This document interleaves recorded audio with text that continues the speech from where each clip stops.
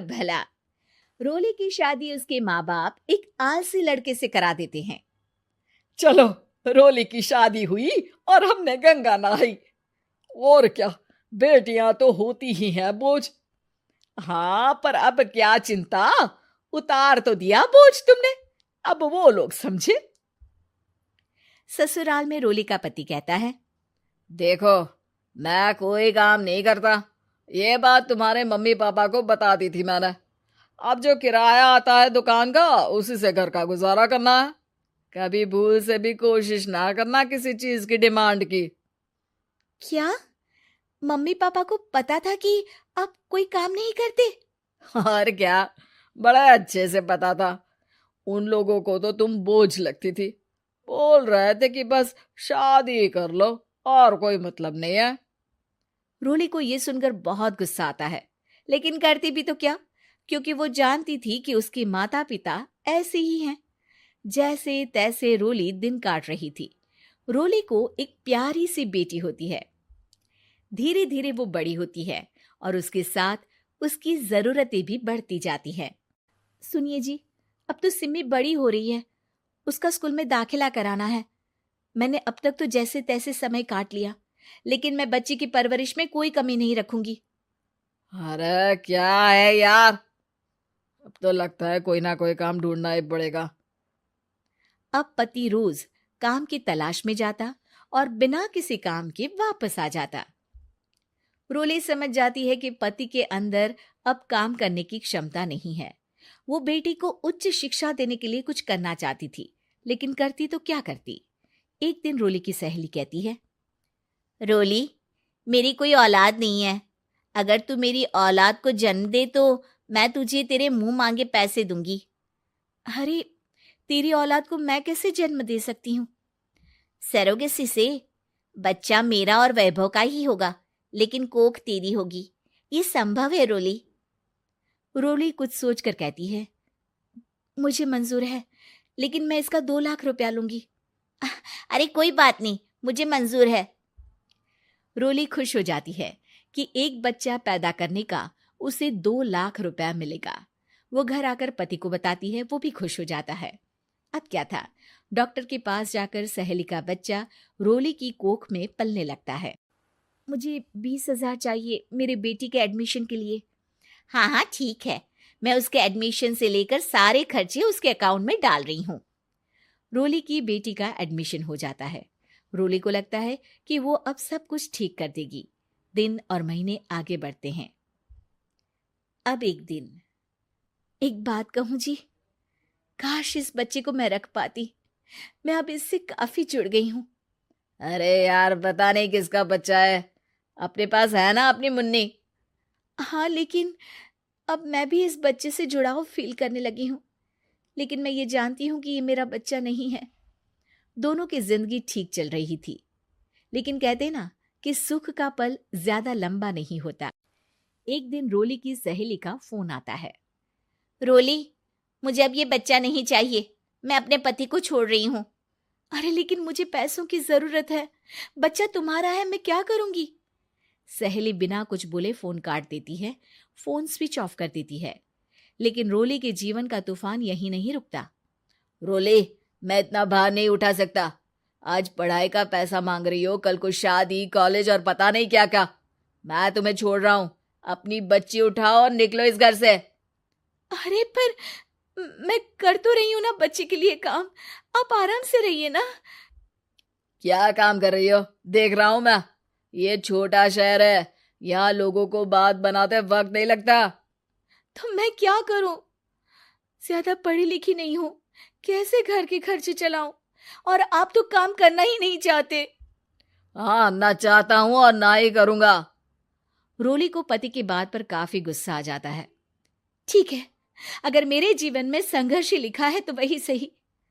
इस वक्त पति होने के नाते आपको मेरा साथ देना चाहिए था, लेकिन नहीं, आपने तो इस हाल में मुझे घर से बाहर निकालने की बात कह डाली। देखो, ये सारी फालतू की बातों के लिए वक्त नहीं है मेरे पास। रोली, जिसकी कोख में किसी और का बच्चा था और साथ छोटी सी बेटी, पति का घर छोड़कर रास्ते पर आ जाती है। रोली के पास मायके के सिवा दूसरा कोई रास्ता नहीं होता। अरे रोली कैसी है? कितने दिनों के लिए आई है? हमेशा के लिए माँ। वो माँ को सारी बात बता देती है। ओए लड़की, इतनी हिम्मत का काम कर लिया। अरे ना ना, यहाँ कोई जगह नहीं है। तुम तो अपना बोरिया बिस्तर उठाओ और निकलो यहाँ से। रोली के पास अब मायके का रास्ता भी नहीं बचता। वो चुपचाप बच्ची को लेकर जा रही थी कि उसे दर्द होता है और वो डॉक्टर के पास चली जाती है और फिर वहां वो एक प्यारे से बेटे को जन्म देती है। कितना प्यारा है, कितने अभागे हैं इसके माँ बाप जो इसके पैदा होने पर भी नहीं है। तभी वहां डॉक्टर आ जाती है। रोली, बच्चे के पिता तुमसे मिलना चाहते हैं। आपका बहुत बहुत शुक्रिया।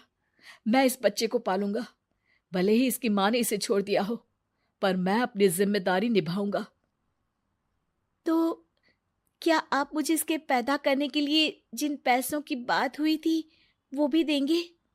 हाँ, और साथ ही आप चाहें तो मेरे घर में रहकर मेरे बच्चे की देखभाल भी कर सकती हैं। मैं उसके लिए आपको सैलरी दे दिया करूंगा। रोली को लगता है कि जैसे भगवान ने उसके लिए सुकून का रास्ता खोल दिया। वो अब मुकेश के साथ उसके घर चली जाती है, जहां रहकर वो उस बच्चे की देखरेख करती है। अब मुकेश के घर को रोली अच्छे से संभाल लेती है। उसके लिए खाना बनाने से लेकर बच्चों की देखभाल और घर की देखरेख। धीरे धीरे मुकेश को रोली से प्यार हो जाता है। रोली, तुम्हारी बेटी और मेरा बेटा बिल्कुल भाई बहन की तरह साथ रहते हैं। हाँ, आखिर है तो एक ही कोख के बच्चे, अटैचमेंट तो होगा ही ना। रोली, तुमने घर और मुझे दोनों को संभाल लिया। ये तो मेरा काम है। आपने भी तो मुझे छत दी जिससे मैं अपनी बेटी की पढ़ाई और भविष्य के लिए पैसे जोड़ सकूं। अब रोली, क्या तुम मुझसे शादी करोगी? अब मैं जानता हूं तुम्हारी भी शादी कुछ खास अच्छी नहीं रही। रोली को मुकेश की बात ठीक लगती है। वो उसे हाँ बोलने की सोच ही रही होती है कि उसके पहले पति का फोन आ जाता है। रोली, मैं बहुत परेशान हूं। मेरा एक्सीडेंट हो गया है। मैं चाहता हूं तुम वापस आ जाओ। रोली को पुराने पति की चिंता होने लगती है। वो सोचती है कि वो क्या कर रही थी। हाँ हाँ ठीक है, मैं आ रही हूँ। हाँ रोली, आ जाओ, लेकिन बच्ची को कहीं हॉस्टल में छोड़कर आना, क्योंकि मैं नहीं चाहता कि हम लोगों के बीच फिर से वो सारी बातें हो। रोली को समझ आ जाता है कि पति आज भी सुधरा नहीं है। वो पति के पास जाने से इनकार कर मुकेश को हाँ कर देती है।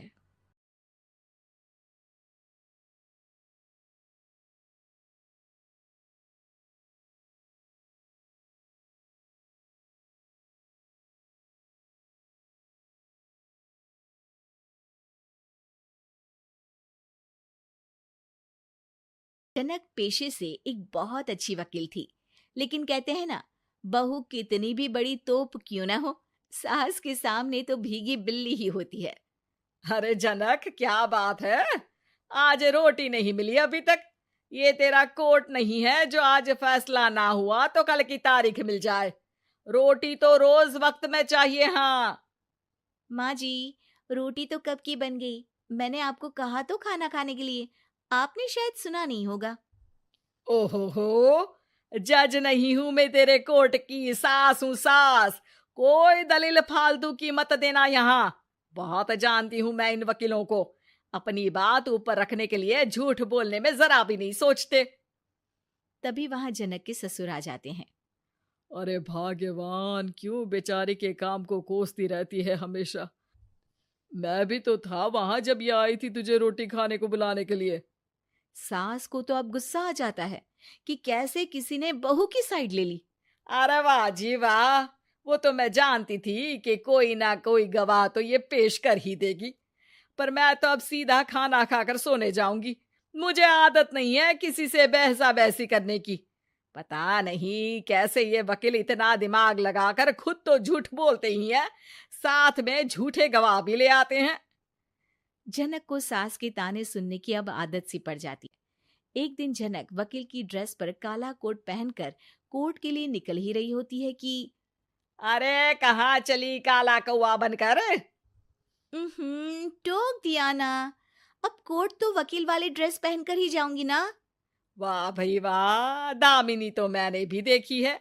सन्नी पाजी ने ऐसा ही कोट पहना था और कहा था कि तारीख पर तारीख, तारीख पर तारीख। मतलब कि कोई बात करनी है तो बोलिए, वरना वक्त नहीं है मेरे पास खराब करने के लिए। अरे पता नहीं तुझ में क्या देखा मेरे बेटे ने, सारा दिन वकीलों वाली बहस करती है, भोली भाली सास के साथ। अच्छा सुन, जो इतनी बहस मेरे आगे करती है ना, जरा अपने बॉस से कर ले, जो 1 साल भी ना हुए तेरी शादी को और काले कपड़े पहना दिए। अंदर जा और लाल कोट पहन कर आ, पता तो चले कि नई नवेली शादी हुई है। अरे माँ जी, कोर्ट में मेरा बॉस क्या करेगा? ये तो पूरे देश की ड्रेस है वकीलों के लिए। लेकिन सास तो ठहरी सास। अच्छा, तो कोई जरूरत नहीं है 2-4 साल कोर्ट जाने की। शादी थोड़ी पुरानी हो जाए तब इजाजत दे दूंगी मैं तुझे काले कपड़े पहनने की। अब क्या था, मन मारकर जनक को लाल रंग का कोट पहनकर कोर्ट जाना पड़ता है। उसके जाने के बाद आहा, बढ़िया, ये पूरे देश की ड्रेस की बात करने वाली। अरे पहना दिया ना लाल कोट। अब सास आए दिन या तो जनक को उसके काम का ताना देती या फिर उसका काम छुड़वा देने की धमकी। तंग आकर एक दिन जनक पति से कहती है, मैं सोच रही हूँ कि कोर्ट जाना बंद ही कर दूं। अरे क्यों यार, इतना अच्छा करियर है, क्यों छोड़ने की सोच रही हो? अरे लाल रंग का कोट पहनकर जाना पड़ता है। हर बात पर सास ताना देती है कि वकील तेज होते हैं, सवाल जवाब करते हैं, झूठी दलीलें देते हैं। अरे तो ठीक है ना, वो जो कहती है अपनी समझ से कहती है, लेकिन तुमको तो पता है ना कि सच्चाई क्या है। जनक को पति की बात से हौसला मिलता है कि तभी घर पर कुछ लोग आ जाते हैं। अरे आइए पंच साहब, कैसे आना हुआ? अरे भाई साहब, सुना है कि आपकी बहू वकील है। तभी वहां सास आ जाती है। हाँ है तो, लेकिन क्या हुआ, फिर कहीं बहस कराई क्या?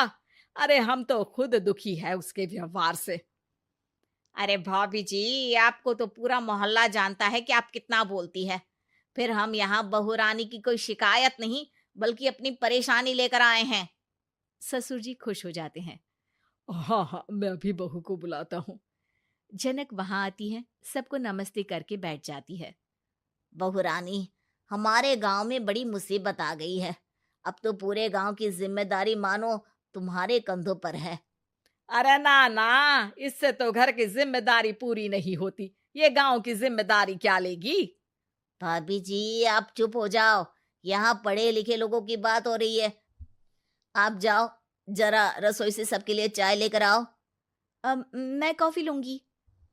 हाँ हाँ, वकील साहिबा के लिए कॉफी। सास सर पैर सब पटक कर वहां से निकल जाती है।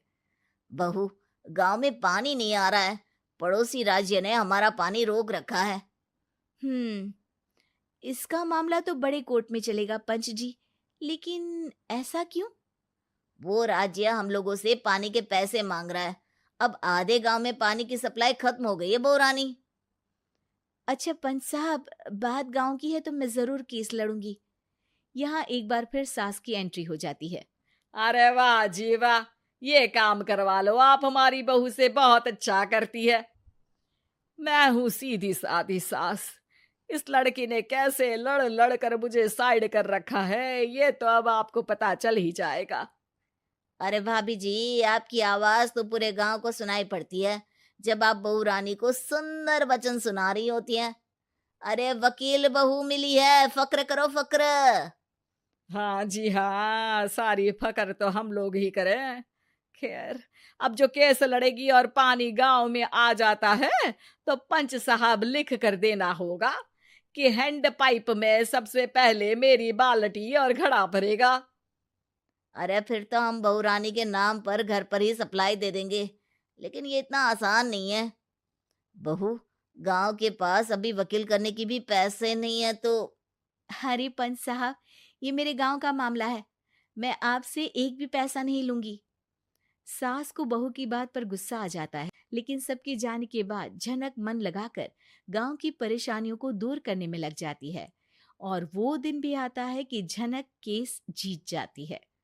अरे आज तो प्लम्बर आकर घर तक पाइप लगा गया है, खुश हो जाओ, मेरे कारण तुम लोगों को घर के अंदर ही पानी मिल जाएगा।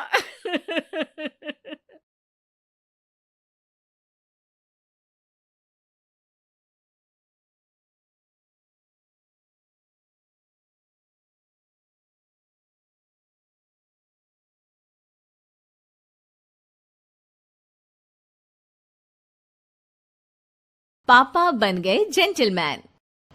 शर्मा जी को कई लोग कंजूस समझते हैं, हालांकि वो हमेशा ही सेविंग्स की बात करते रहते हैं, पर कंजूस तो वो बिल्कुल भी नहीं है।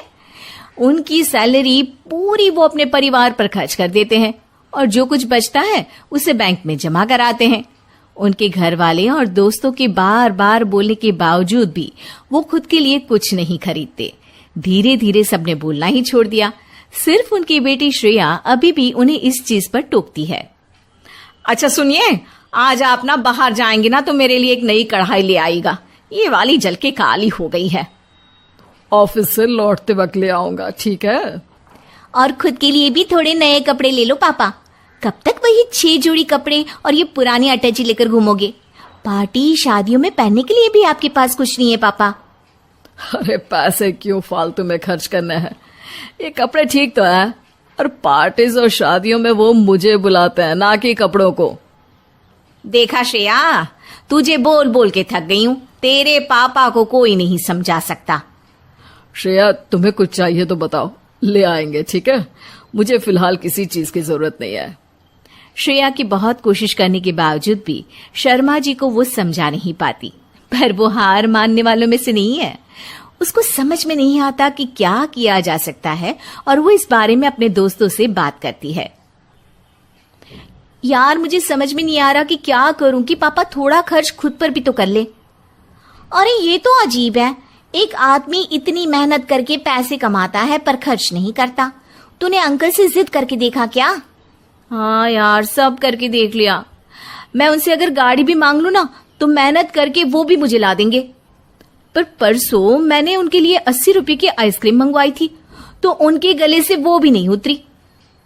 अरे सुनना, मेरे पास एक आइडिया है, पर उसके लिए थोड़ी मेहनत और थोड़ी एक्टिंग करनी पड़ेगी। तू रेडी है क्या ये सब करने के लिए? हाँ हाँ ठीक है, तेरा आइडिया भी ट्राई करके देखते हैं ना। श्रेया और उसके दोस्त एक प्लान बनाते हैं। प्लान की तैयारी भी कर ली जाती है। अब बस बारी है श्रेया की। प्लान को पूरा उसे ही तो करना था।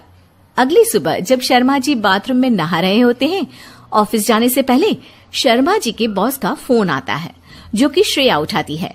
शर्मा जी के बाथरूम से निकलते ही श्रेया उन्हें बताती है, पापा आपके बॉस का फोन आया था, वो आपको किसी मीटिंग के लिए राज होटल में बुला रहे हैं। क्या? राज होटल? वो तो बहुत महंगा है। हाँ, और उधर का एक ड्रेस कोड है, आप कुछ भी पहनकर उस होटल में नहीं जा सकते पापा। अच्छा। हाँ, चलिए मैं आपको लेकर चलती हूँ कपड़े लेने। श्रेया शर्मा जी को शहर के एक जाने माने टेलर के पास ले जाती है, जहां वो उन्हें समझाती है कि राज होटल में जाने के लिए उन्हें सूट, कोट, जूते, बेल्ट सब चाहिए। वहां वो अपनी चप्पल पहनकर नहीं जा पाएंगे। शर्मा जी थोड़े डरे डरे से कपड़े सिलेक्ट करते हैं और फाइनली जब सिलेक्ट हो जाता है तब शर्मा जी को उनकी बॉस का फिर से कॉल आ जाता है। अब जी सर, मैं बस आज की मीटिंग के लिए कपड़े ही खरीदने आया था सर। जी सर, वही मीटिंग जिसके बारे में आपने बोला था होटल राज में। क्या आपने कोई कॉल नहीं किया ऐसा? ठीक है सर, मैं यहाँ से जल्दी से निकलकर ऑफिस पहुंचता हूँ सर। जी जी जी ठीक है सर। श्रेया का झूठ पकड़ा गया था और उसका प्लान फेल हो गया था। शर्मा जी ने लगभग सारे नए कपड़े खरीद ही लिए थे, पर वो पैसे देने से खुद को रोक लेते हैं उनके बॉस के फोन के बाद, और वो श्रेया की तरफ पलटते हैं। हाश, इतने सारे पैसे बच गए। आज तुम्हारे झूठ की वजह से इतना बड़ा खर्चा हो जाता मेरा। वो तो अच्छा हुआ कि बॉस का फोन आ गया और मैं बच गया। पर पापा, आप कितने हैंडसम लग रहे हो, एकदम जेंटलमैन। श्रेया की बात सुनकर शर्मा जी आईने की तरफ पलटते हैं।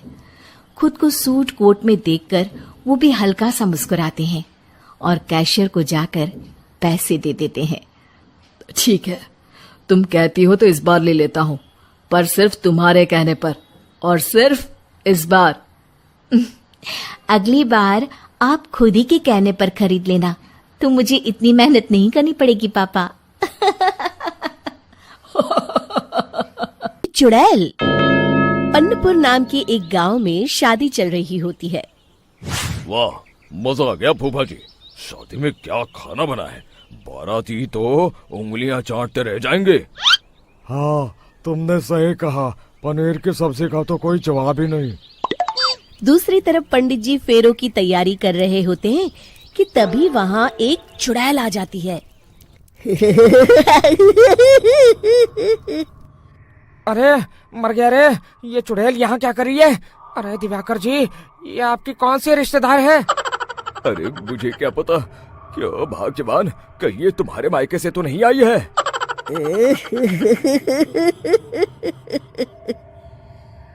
तुम लोगों की इस गांव में बारात लाने की हिम्मत कैसे हुई? मेरे रहते इस गांव में किसी की शादी नहीं हो सकती। अब तुम लोग देखो मैं क्या करती हूँ।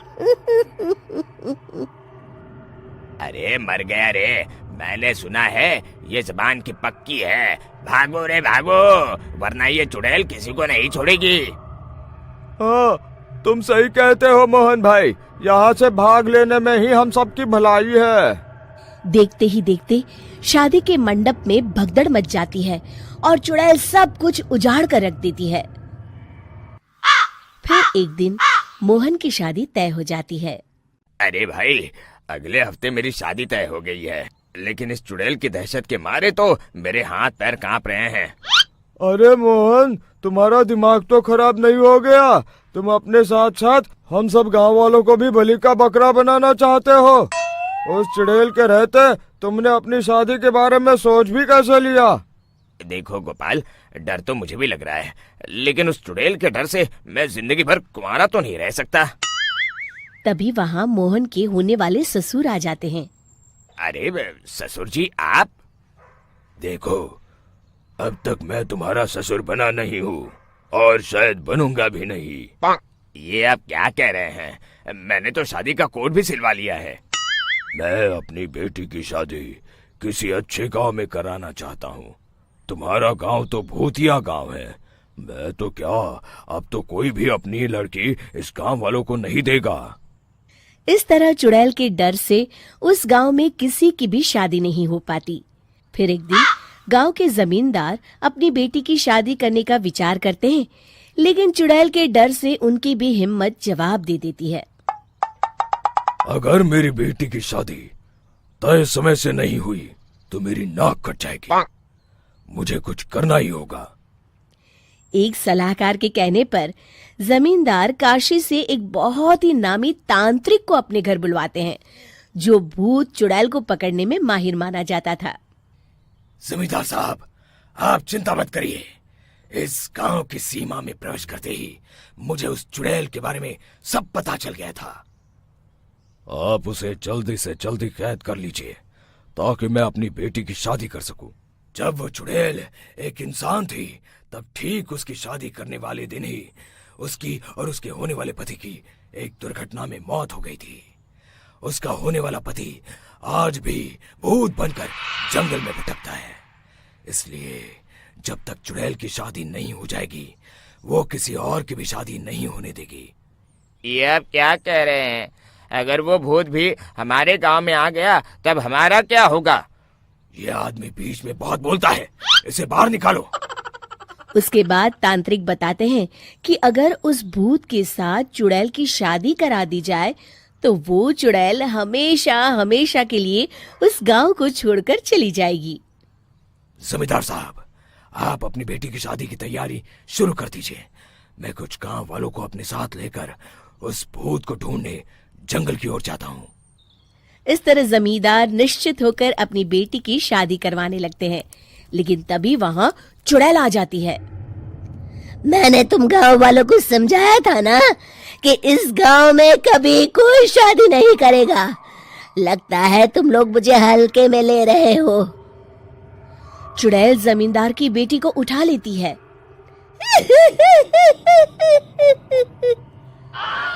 अब देखती हूँ बिना दुल्हन के तुम लोग शादी कैसे करोगे। मैं इसे अपने साथ ले जा रही हूँ। छोड़ मुझे, पिताजी, मुझे बचाइए। अरे कोई मेरी बेटी को बचाओ। तभी तांत्रिक उस भूत को लेकर वहां पहुंचता है। अरे भाग्यवान, रुको, इन मासूमों को परेशान मत करो, मैं आ गया हूँ, अब तुम मेरे साथ चलो। चुड़ैल बहुत खुश हो जाती है। आप आ गए, चलिए अब हम मंदिर में चलकर शादी कर लेते हैं। अरे अरे अरे अरे, ये क्या कह रही हो? मंदिर में जाके दोबारा मरना है क्या? चलो, आज से हम जंगल में रहेंगे। चुड़ैल चली गई, अब मेरी शादी हो जाएगी। इस तरह सभी गांव वाले खुशी से झूमने लगते हैं। मिट्ठू मिट्ठू तोता डाली ऊपर सोता, हरी मिर्ची खाता। नहीं नहीं, हरी मिर्ची तीखी लगती है बुढ़िया। अरे बदमाश, ऐसे कौन बात करता है? मैं करता हूँ। ऐसी बात नहीं करते, अच्छे से बात करते हैं। ठीक है, पर मैं तुमसे बात नहीं करूँगा। क्यों? तुमने कहा ना अच्छे से बात करते हैं, लेकिन तुम तो बात बुरी हो बुढ़िया। अरे मैंने तेरा क्या बिगाड़ा है रे मिट्ठू? कल ही पड़ोसी की छत पे सूख रही डाल ले आई थी तुम। सावन का महीना, पवन करे शोर, डाल उठा के ले आई बुढ़िया कैसी चोर। अरे अरे मिट्ठू चक्रवर्ती, इतने जोर से मत बोल, सब सुन लेंगे। मेरी एक शर्त है। अबे तोते कहीं के, चल बोल। एक तो मुझे देख के कोई सीटी नहीं मारेगा, मुझे पसंद नहीं है। दूसरा, मैं घर में रहूंगा, पिंजरे में नहीं। हाँ चल मान लूंगी, पर कहीं उड़ मत जाना। पागल हूँ क्या? यहाँ पोपट को फोकट में खाना मिलता है, तुम मेरी शर्त मानती हो? अरे जंगल में दंगल करने क्यों जाऊंगा, जब इधर ही मंगल हो रहा हो तो। तू तो बहुत चतुर है रे। हाँ, सीखो कुछ मुझसे। अरे ज्यादा चोंच मत चला, ले पिंजरे से बाहर आ जा। और जोर से मत बोलना चोरी के बारे में, बाबूजी सुन लेंगे तो लड़ाई हो जाएगी घर में। तू चाहता है कि घर में लड़ाई हो? हाँ, चाहता हूँ चाहता हूँ चाहता हूँ। लड़ो लड़ो लड़ो, बहुत मजा आएगा। लड़ते हुए लोग, बेवकूफ लोग मुझे अच्छे लगते हैं। अरे राम राम राम, कैसा मिट्ठू है रे तू? बुढ़िया बुढ़िया रोटी चोरी करती खोटी, राम राम करती पर उल्टे काम करती। ए मिट्ठू, अंदर कर दूंगी। बाहर निकल के जुबान फड़फड़ाएगा तो पिंजरे में पंख फड़फड़ाने पड़ेंगे, समझे? माफी चाहता हूँ बुढ़िया, माफ कर दो। और ये बुढ़िया बुढ़िया मत बोला कर मुझे। हाँ हाँ शीला, बहुत जवान है ना तू। कल ही तो घुटने में दर्द था। वैसे एक बात बता, जब तेरा सर दर्द होता है तो तू बाम घुटने में लगाती है क्या? क्यों मुए, ऐसा क्यों पूछ रहा है? क्योंकि तेरा सर तेरे घुटने में है ना बुढ़िया। तभी वहां बाबूजी आ जाते हैं। अरे क्यों रे मिट्ठू चक्रवर्ती, तू पिंजरे के बाहर? जमानत हो गई मेरी। अरे वाह रे वाह, चल अच्छा है, बाहर ही रहना पर उड़ना मत। अरे फिक्र नॉट, तुम जैसे धर्मात्मा आदमी को छोड़ के कहीं नहीं जाऊंगा। अरे चापलूसी मत कर, भजन कर। नहीं नहीं नहीं, पहले भोजन करूंगा। मिट्ठू खाने लगता है। सतीश को देखने लड़की वाले आ रहे हैं परसों। अरे इतनी जल्दी? मुझे बहुत सारे काम करने पड़ेंगे। हाँ, ऐसा क्या करना है? अरे दहेज की लिस्ट भी तो बनानी है। कार लूंगी, 10 लाख नगद लूंगी, जेवर, LCD, TV, double door fridge, सोफे, फर्नीचर। अरे तुमको पता है ना दहेज लेना पाप है। एक बार पाप करके अगर जिंदगी भर का ऐशो आराम मिले तो ऐसे पाप अच्छे ही होते हैं जी। मुझे तो शर्म आती है तुम्हें अपनी पत्नी कहते हुए। अरे ठीक है ना, तो पत्नी की जगह वाइफ बोल दिया करो। अरे मैं तुमको अपनी धर्म पत्नी मानता था। पर तुम तो बेशर्म पत्नी निकली। अरे मिट्टू चुप हो जा, मेरे सामने से चली जाओ। अरे आपके पीछे खड़ी हो जाऊंगी तो बोलेंगे कि पीठ पीछे बातें करती है। वाह बुढ़िया, वाह बढ़िया जोक, ठोको ताली। बिट्टू चुप। देखिए जी, मैं तो दहेज भी लूंगी और बहू से काम भी करवाऊंगी। रोक सको तो रोक लो। रोकना ही नहीं चाहता, चली जाओ यहाँ से। वाह वाह बुड्ढे, बढ़िया जोक, लेकिन उतना मजा नहीं आया, एक और सुनाओ। बिट्टू चुप हो जाओ। माँ वहां से चली जाती है। शाम को घर वाले महाभारत देख रहे हैं। बिट्टू, ये धर्मराज युधिष्ठिर हैं, झूठ नहीं बोलते थे, हमेशा सच बोलते थे। तू भी ना हमेशा सच बोला कर। सच बोलने से क्या होगा? अरे पुण्य मिलेगा, स्वर्ग मिलेगा। अरे तुमसे क्या मिलेगा? अभी की बात करना बुड्ढे। तू है तो तोता, लेकिन शायद तुझे किसी लोमड़ी ने पाला है। छी छी यार, अपनी पत्नी को लोमड़ी बोल रहे हो? अरे मैं तब की बात कर रहा हूँ जब तू जंगल में रहता था। नहीं नहीं, उसी को बोल रहे थे। रुको, अभी लड़ाई करवाता हूँ, अभी करवाता हूँ। अरे ओ तोते, अच्छा ये ले, ये टॉफी ले ले और अच्छी और सच्ची बात किया कर। रोज टॉफी मिलेगी, ठीक है? पक्का? हाँ हाँ पक्का। 2 दिन बाद घर पे सतीश को देखने लड़की वाले आते हैं।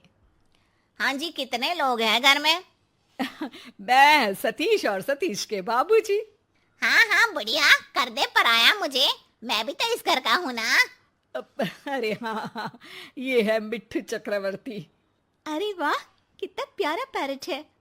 ये पैरट क्या होता है?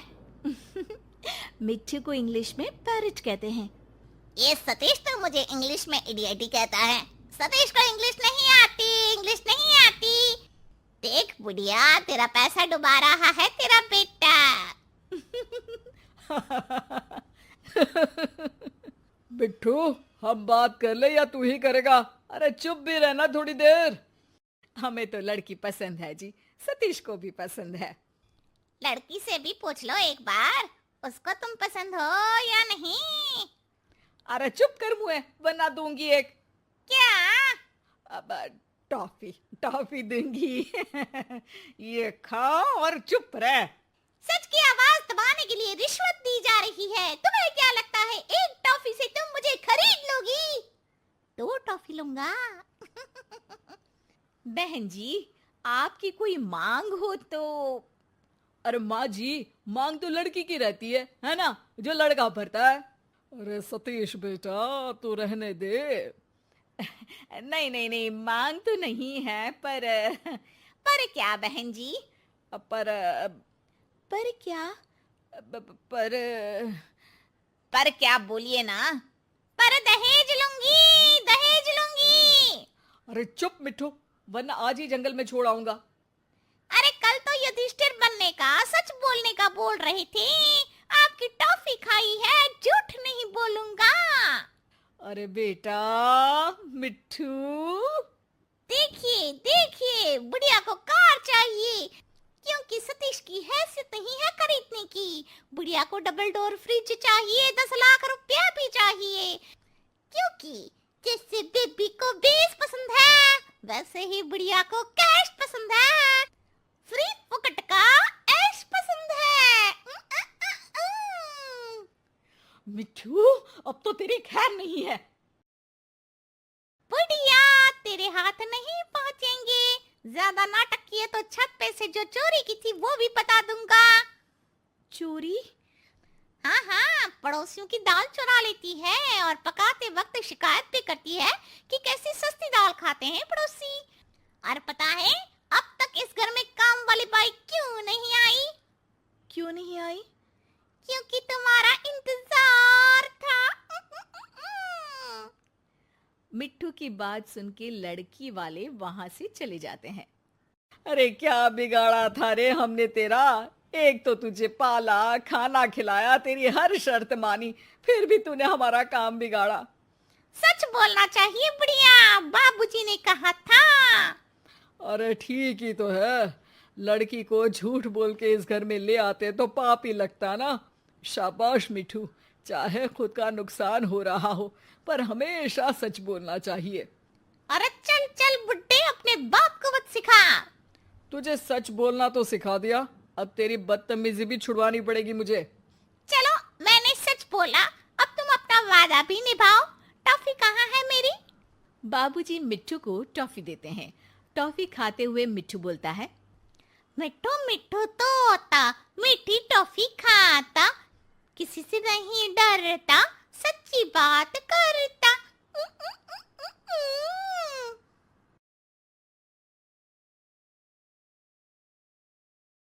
के पास पागल हुई सास। आजकल वर्मा जी की पत्नी देवकी जी केबल पर रियलिटी शोज देख देख कर बहुत कुछ सीख रही हैं। जैसे आज तो वो सुबह सुबह बेसुरे आलाप ले रही हैं। सारे गामा माँ जी, सारे गामा पाधा नीसा होता है। अरे वो तो सब गाते हैं, ये मेरा स्टाइल है। आवाज तो कम कर लीजिए माँ जी, पर्दे फट जाएंगे कान के। ये कहो कि पर्दों में आग लग जाएगी। देखना, मेरी आवाज सुन के जज आग लगा देगी, आग लगा देगी, तू तो आग लगा देगी, ऐसा बोलेंगे। सरिता वहां से परेशान होकर चली जाती है और सास रियाज जारी रखती है। सारे गाओ, सारे नाचो। तभी बाबूजी दुकान से लौटते हैं। अरे देवकी, क्यों तानसेन बनी हुई है? कान से खून निकालोगी क्या? अरे क्या हुआ, रियाज तो करने दो मुझे। इसको रियाज बोलते हैं? ऐसा लग रहा है जैसे घोड़े हिना रहा है। घोड़े पे बैठ के ही बम्बई जाऊंगी मैं तो, जब जज साहब कहेंगे कि देवकी तुम मुंबई आ रही हो।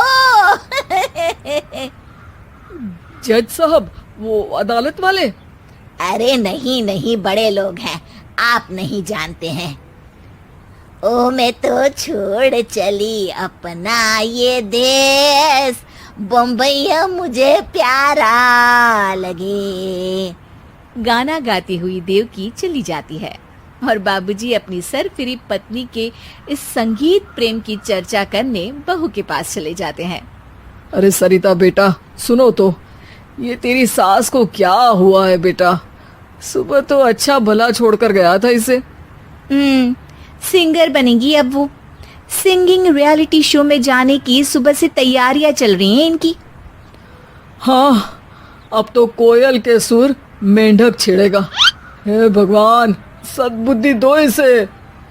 इधर बाबूजी भगवान को कहते हैं और उधर राधा रानी प्रकट हो जाती है, देवकी की मोहल्ले की सबसे पक्की दोस्त। क्यों री देवकी, काहे इतना गला फाड़ रही है? कोई चीखने चिल्लाने का कंपटीशन है क्या? अरे ये देख, नया सिंगिंग शो, मैं भी गाऊंगी, हिंदुस्तान के दिलों की धड़कन बनूंगी। अरे इतना बेसुरा गा के दिलों की धड़कन नहीं, दिलों का अटैक बन जाएगी। इससे तो अच्छा है कि नाच ही ले। वैसे भी दिन भर मोहल्ले में नाचती तो रहती है तू, कभी इसके घर कभी उसके घर। देवकी को समझ में आ जाता है कि उसका गाना किसी को पसंद नहीं आ रहा। अगले दिन सरिता देखती है कि सास पैरों में घुंघरू बांध के नाच रही है। अरे माँ जी, क्या मंजुलिका बनी हुई है आज आप? अरे नाचने दे बहू, जब तक है जान जाने जहां मैं नाचूंगी। अरे माँ जी, अभी जान निकल जाएगी, इतनी जोर से नाचेंगी तो। अरे अरे क्या कर रही हो? अरे दिख नहीं रहा, डांस कर रही हूँ। अरे जैसी तुम्हारी हरकत है, तुमको तो नागिन डांस करना चाहिए। वो भी करूंगी, भांगड़ा भी करूंगी, देखना जज मुझे देख के स्टैंडिंग ओवेशन देंगे।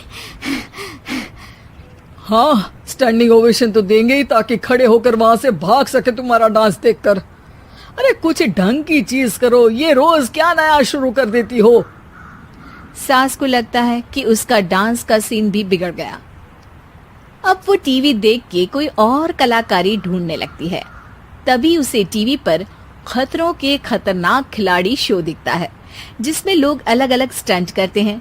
बस देवकी को नया काम मिल जाता है। अगले दिन सुबह देवकी डंबल लेकर कसरत करने लगती है। माँ जी, ये क्या कर रहे हैं आप?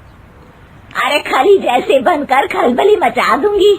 कल मैंने खतरों के खतरनाक खिलाड़ी देखा और सोच लिया कि मुझे वही जाना है। हाँ बस। तभी वहाँ बाबूजी भी आ जाते हैं। अरे इतना भारी डंबल, अरे गिर मत जाना कहीं लेकर। अरे चुप करो, तुमसे कुछ नहीं होता इसका मतलब ऐसा नहीं कि मुझसे भी कुछ नहीं होगा। मैं तो खतरों के खतरनाक खिलाड़ी में जाने वाली हूँ। हाँ, मैं तो इस शो में तभी गया था जब तुमसे शादी हुई थी।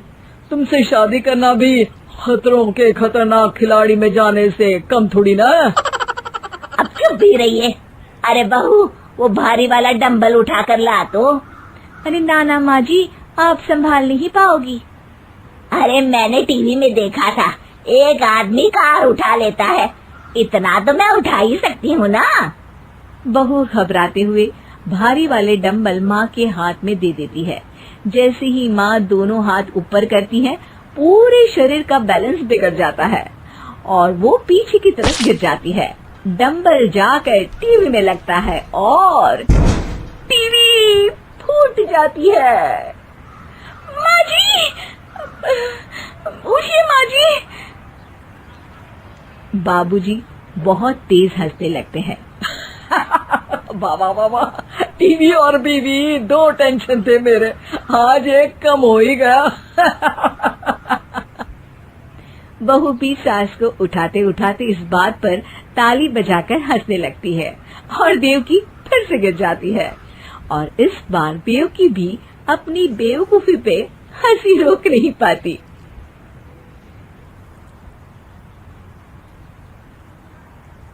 सुमा बदल गई। कहानी उस घर की है जहां बहू और बेटी को एक माना जाता था, लेकिन फिर।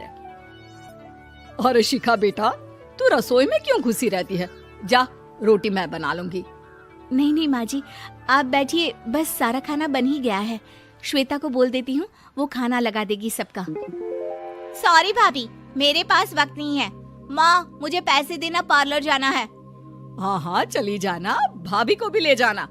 वो भी जाने को बोल रही थी पार्लर, पर पहले ना मदद कर दे उसके खाना लगाने में। देख माँ, वो बहू है, उसे बहू रहने देना, इतना सर पर मत चढ़ा भाभी को। श्वेता, ज्यादा मत बोला कर। बहू और बेटी में कोई फर्क नहीं होता है। जा जाकर काम कर।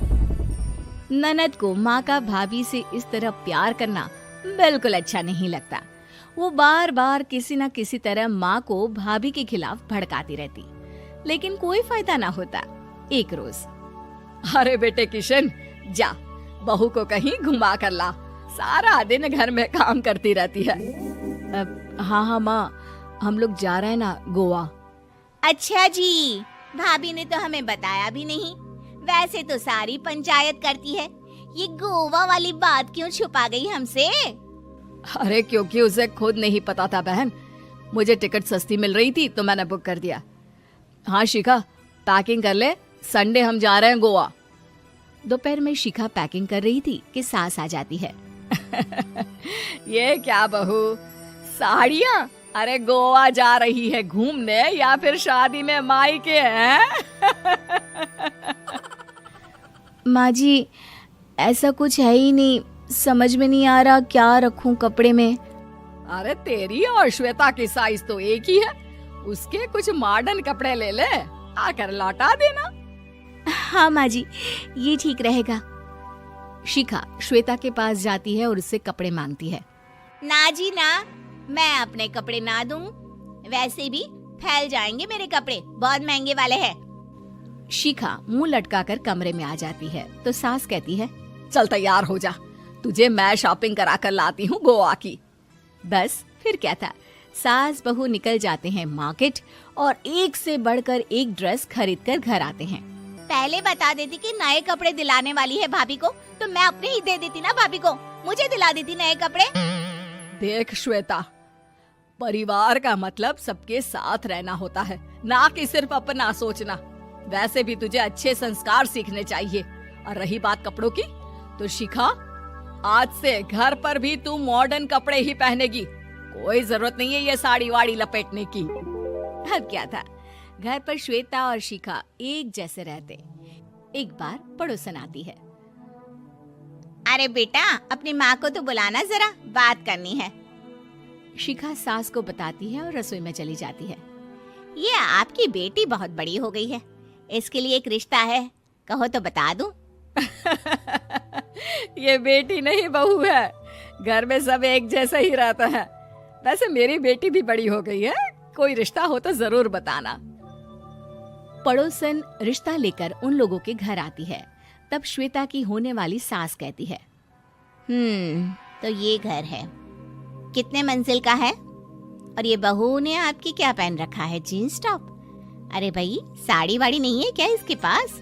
देखिए, सर्दी है तो साड़ी में बहू कैसे मैनेज करती, वैसे पहनती है साड़ी भी। देखिए, हम लोग ठहरे पैसे वाले लोग, कोई कमी नहीं है हम लोगों के पास पैसों की, बहुत पैसे हैं, जमीन, नौकर चाकर, कार, सब कुछ है, लेकिन घर में संस्कारी बहू चाहिए। समझ रही हैं ना आप? सास कुछ कहती कि श्वेता बोल पड़ती है, हाय रे, नौकर चाकर से लेकर जमीन, कार, पैसा, हाँ, मुझे रिश्ता मंजूर है मुझे। अरे रुक जा श्वेता, मैं बात कर रही हूँ ना। देखिए, हम लोगों के घर इतनी आजादी नहीं मिलेगी। अरे हाँ कर देना माँ, हाँ कर दे जल्दी से। सास क्या करती, बेटी की शादी ऐसे घर में कर देती है जहाँ ना उनके विचार मिलते हैं और ना ही आचार। शादी के बाद एक रोज फोन पर, श्वेता बेटा, एक बार घर आ जा, बहुत दिल करता है तुझे देखने का। माँ, वो घर पर बहुत काम होता है, कैसे आऊँ? बड़ा घर है, लेकिन आने जाने वालों की लाइन ही लगी रहती है। बेटा, मैं तो जानती थी उस घर का हाल, लेकिन तू ही नहीं मान रही थी। माँ देख, हर घर का यही हाल है। तेरी बेटी को यहाँ घूंघट हटाने की परमिशन नहीं है और एक तरफ भाभी स्कर्ट पहनकर घूम रही है। बेटा, मुझे क्या पता था कि मेरी बेटी को ससुराल के नाम पर पिंजरा मिल जाएगा। अच्छा माँ, फोन रखती हूँ, सास को गर्मा गर्म रोटी खिलानी है। तुम लोगों की तरह नहीं कि एक रोटी बनाओ, एक सब्जी बनाओ, फिर सारा दिन फ्री होकर घूमो। सास फोन तो रख देती है, लेकिन सोच में पड़ जाती है कि एक तरफ बेटी जिसे कोई आजादी नहीं, वहीं दूसरी तरफ बहू जिसे देखकर लगता ही नहीं कि उसकी शादी भी हुई है। अगले रोज, शिखा, अरे ओ शिखा। हाँ माँ, क्या हुआ? कुछ चाहिए आपको? मैं जिम जा रही थी। जिम के कपड़ों में बहू को देखकर सास को घूंघट में अपनी बेटी का ख्याल आता है। देख बहू, घर में बहू की तरह रहा कर, इतने टाइट कपड़े पहनकर जिम जाना पसंद नहीं मुझे। जा जाकर रोटी बना। रोटी? माँ, अभी तो शाम के 6 बजे हैं, इस वक्त रोटी? अब क्या मेरे खाने पीने पर भी पहरा है? अरे जब मर्जी तब मैं अपने घर में खा भी नहीं सकती क्या? बहू को अजीब लगता है। वो समझ नहीं पाती कि जो सास कल तक इतनी सपोर्टिव थी, उन्हें अचानक से क्या हो गया। वो किचन में जाती है, गरम रोटी के साथ 2 तरह की सब्जी, रायता, सलाद सब लेकर सास के पास आती है। माँ जी, खाना। इतना सारा खाना? राक्षस समझा है क्या मुझे? रोटी मांगी थी मैंने गर्मा गर्म बस। पर माँ जी, रोटी खाती किससे आप? सब्जी तो बनानी थी ना। अरे भूख मर गई मेरी तेरी बहस से। जा जाकर काम कर, अंदर पूरी रसोई साफ कर। बहू अंदर चली जाती है। थोड़ी देर में श्वेता घर आती है। अरे शिखा, जल्दी से चाय ला, पकवान बना, मेरी बेटी आई है।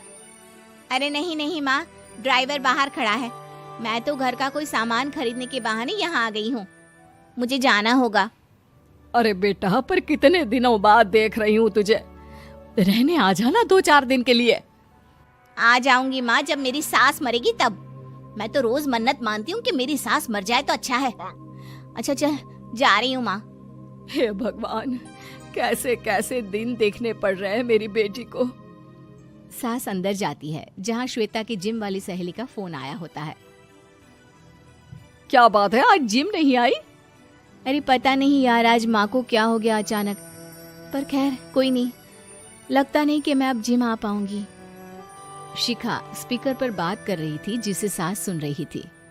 यार ये सास ना होती ही ऐसी है। मैं तो कहती हूँ बुढ़िया जल्दी मरे और तू आराम से जिए। शिखा को सहेली की बात पर गुस्सा आ जाता है। माँ के मरने की कौन सा बच्चा दुआ मांगता है मोहिनी? आगे से ऐसी बात मेरे सामने मत करना। हमारे घर की शोभा ही माँ है। क्या हुआ जो थोड़ी सख्ती दिखा रही है? उसमें भी कोई ना कोई उनकी भलाई ही होगी। मैं तो कहती हूँ भगवान मेरे जैसी सास सबको दे जो सिर्फ माँ की तरह है। सास वाली तो कोई बात ही नहीं है उनमें। सास ये बात सुन रही थी। उनकी आंख में आंसू आ जाते हैं कि क्यों वो बेटे की किस्मत में बहू को भी भागीदार बना रही थी। शिखा, अरे ओ शिखा, क्या हो गया? जिम नहीं जाना क्या?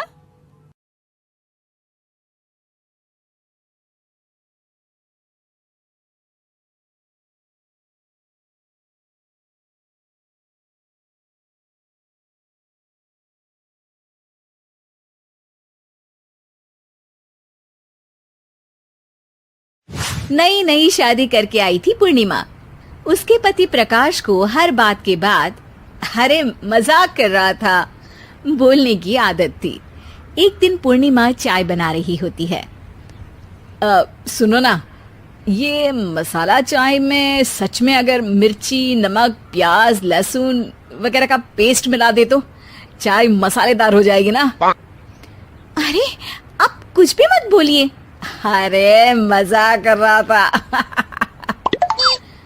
प्रकाश कभी कभी मजाक करता था, लेकिन कई बार उसका मजाक ऐसी बात के साथ आता जिसको सुनने के बाद किसी को मजा तो नहीं पर गुस्सा जरूर आ जाता। जैसे एक दिन प्रकाश ऑफिस जाते हुए हड़बड़ी में कहता है, अरे मेरे मोजे कहाँ मौज मार रहे हैं? अभी लाई। पूर्णिमा प्रकाश को मोजे लाकर दे देती है। अरे मेरी फाइल कहाँ है? मैं लेट हो रहा हूँ। रुकिए अभी लाई। फाइल भी आ जाती है। अरे वो टिफिन तो ला दो, कितना लेट करवाओगी? एक तो सामान इधर उधर पटक देते हो, मुझे ढूंढ के लाना पड़ता है, फिर मुझे कहते हो कि लेट हो रहा हूँ। अरे जल्दी जल्दी हाथ चलाओ ना। 8 हाथ नहीं है मेरे, 2 ही है। ऑक्टोपस दिख रही हूँ क्या? हाँ ठीक है, जाओ जल्दी से टिफिन लेकर आओ। 2 हाथ तो है ना, उन्हीं का ठीक से इस्तेमाल कर लोगी तो लेट नहीं होऊंगा मैं। पूर्णिमा टिफिन लेकर आ जाती है। वैसे तुम थक जाती होगी ना इतना सब काम करके। हाँ और नहीं तो क्या। तो मैं कुछ इंतजाम कर लेता हूँ। काम वाली लाओगी क्या? अरे नहीं नहीं, दूसरी शादी कर लूंगा। 2 पत्नी होंगी तो काम आसानी से हो जाएगा ना। क्या? अरे मजाक कर रहा था। प्रकाश तो मैं मजाक कर रहा था कहकर वहां से चला जाता है, लेकिन पूर्णिमा के मन से प्रकाश की 2 शादी वाली बात का दुख पूरे दिन नहीं जाता। शाम को प्रकाश ऑफिस से लेट वापस आता है। हाथ मुंह धोऊंगा, टॉवेल लगा देना, फिर खाना खाऊंगा, खाना भी लगा देना। देखो लेट मत करना। सब काम आराम से ही होंगे। आप भी तो लेट आए हो ना ऑफिस से। अरे यार मैं काम कर रहा था ऑफिस में, तुम क्या कर रही हो? घर में जो खाना, साफ सफाई ये सब होता है ना, इसको भी काम ही कहते हैं वैसे। अरे ठीक है, मैं ही कुछ करता हूँ तुम्हारी मदद के लिए। ऑफिस से आकर मेरा हाथ बटाओगे घर के काम में? अरे नहीं, दूसरी शादी कर लूंगा ताकि सफाई तुम कर लो और खाना दूसरी बीवी बना ले। प्रकाश तुम ना थोड़ा सोच समझ के बोला करो। अरे मजाक कर रहा था यार। प्रकाश और पूर्णिमा साथ में बैठकर खाना खा रहे होते हैं। प्रकाश अपनी धुन में खाना खा रहा होता है, जबकि पूर्णिमा इस बात को लेकर उदास है कि प्रकाश हमेशा कोई दुखी कर देने वाली बात ही बोल देता है और उसके बाद मजाक कर रहा था कह के खुद को बचा लेता है। रात को सोते वक्त पूर्णिमा ने सोच लिया था कि प्रकाश से इस बारे में बात करनी ही पड़ेगी। अगली सुबह भी प्रकाश ने ये लाओ वो लाओ का तांडव शुरू कर दिया। अरे काले वाले जूते कहाँ हैं? बेड के नीचे। अरे टिफिन तो लाओ जरा। ले आऊंगी, पर पहले कुछ बात करनी है। क्या बात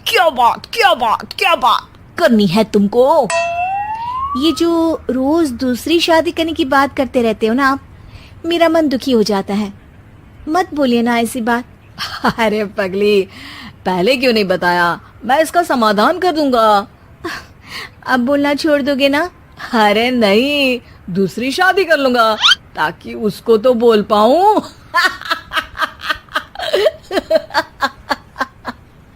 उफ़ो, तुम कभी नहीं सुधरोगे। मजाक कर रहा था। पूर्णिमा की बात को प्रकाश हंसी में उड़ा देता है। पूर्णिमा बहुत भारी मन से टिफिन लेकर आती है। ये लीजिए टिफिन। अरे मैं तो भूल ही गया, आज मेरे बॉस के बेटे की बर्थडे पार्टी है। तुमको भी बुलाया है, रात को तैयार रहना। रात को पूर्णिमा और प्रकाश बॉस के बेटे की बर्थडे पार्टी में पहुंच जाते हैं। वहां प्रकाश के ऑफिस के और भी लोग हैं जिनको पूर्णिमा पहले से जानती है। केक कटता है, लोग खाना खा रहे होते हैं। वहीं पूर्णिमा और प्रकाश ऑफिस के लोगों के साथ बैठे बात कर रहे होते हैं। मेरे हस्बैंड तो खुद काम भी करते हैं और बच्चों को भी संभाल लेते हैं।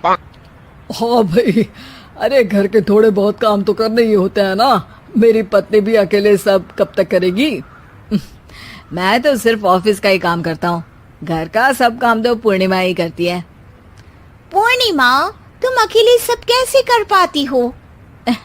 नहीं जी, बहुत थक जाती हूँ वैसे। तो प्रकाश से हेल्प ले लिया करो ना। अरे बोला तो है इनको, पर इन्हें लगता है कि ऑफिस का काम ही सब कुछ है, तो मैंने भी एक समाधान सोच लिया है। अच्छा, क्या पूर्णिमा, घर में काम वाली बाई रखोगी क्या? अरे नहीं, दूसरी शादी करूंगी ताकि एक हस्बैंड ऑफिस का काम कर ले और एक मेरे घर में मदद कर ले। पूर्णिमा की बात सुनते ही सबको सांप सूंघ जाता है और प्रकाश के मुंह से तो केक का टुकड़ा गिर जाता है। अरे क्या बोल रही हो? कुछ पता भी है क्या? अरे मजाक कर रही थी, वैसे ही जैसे तुम करते हो।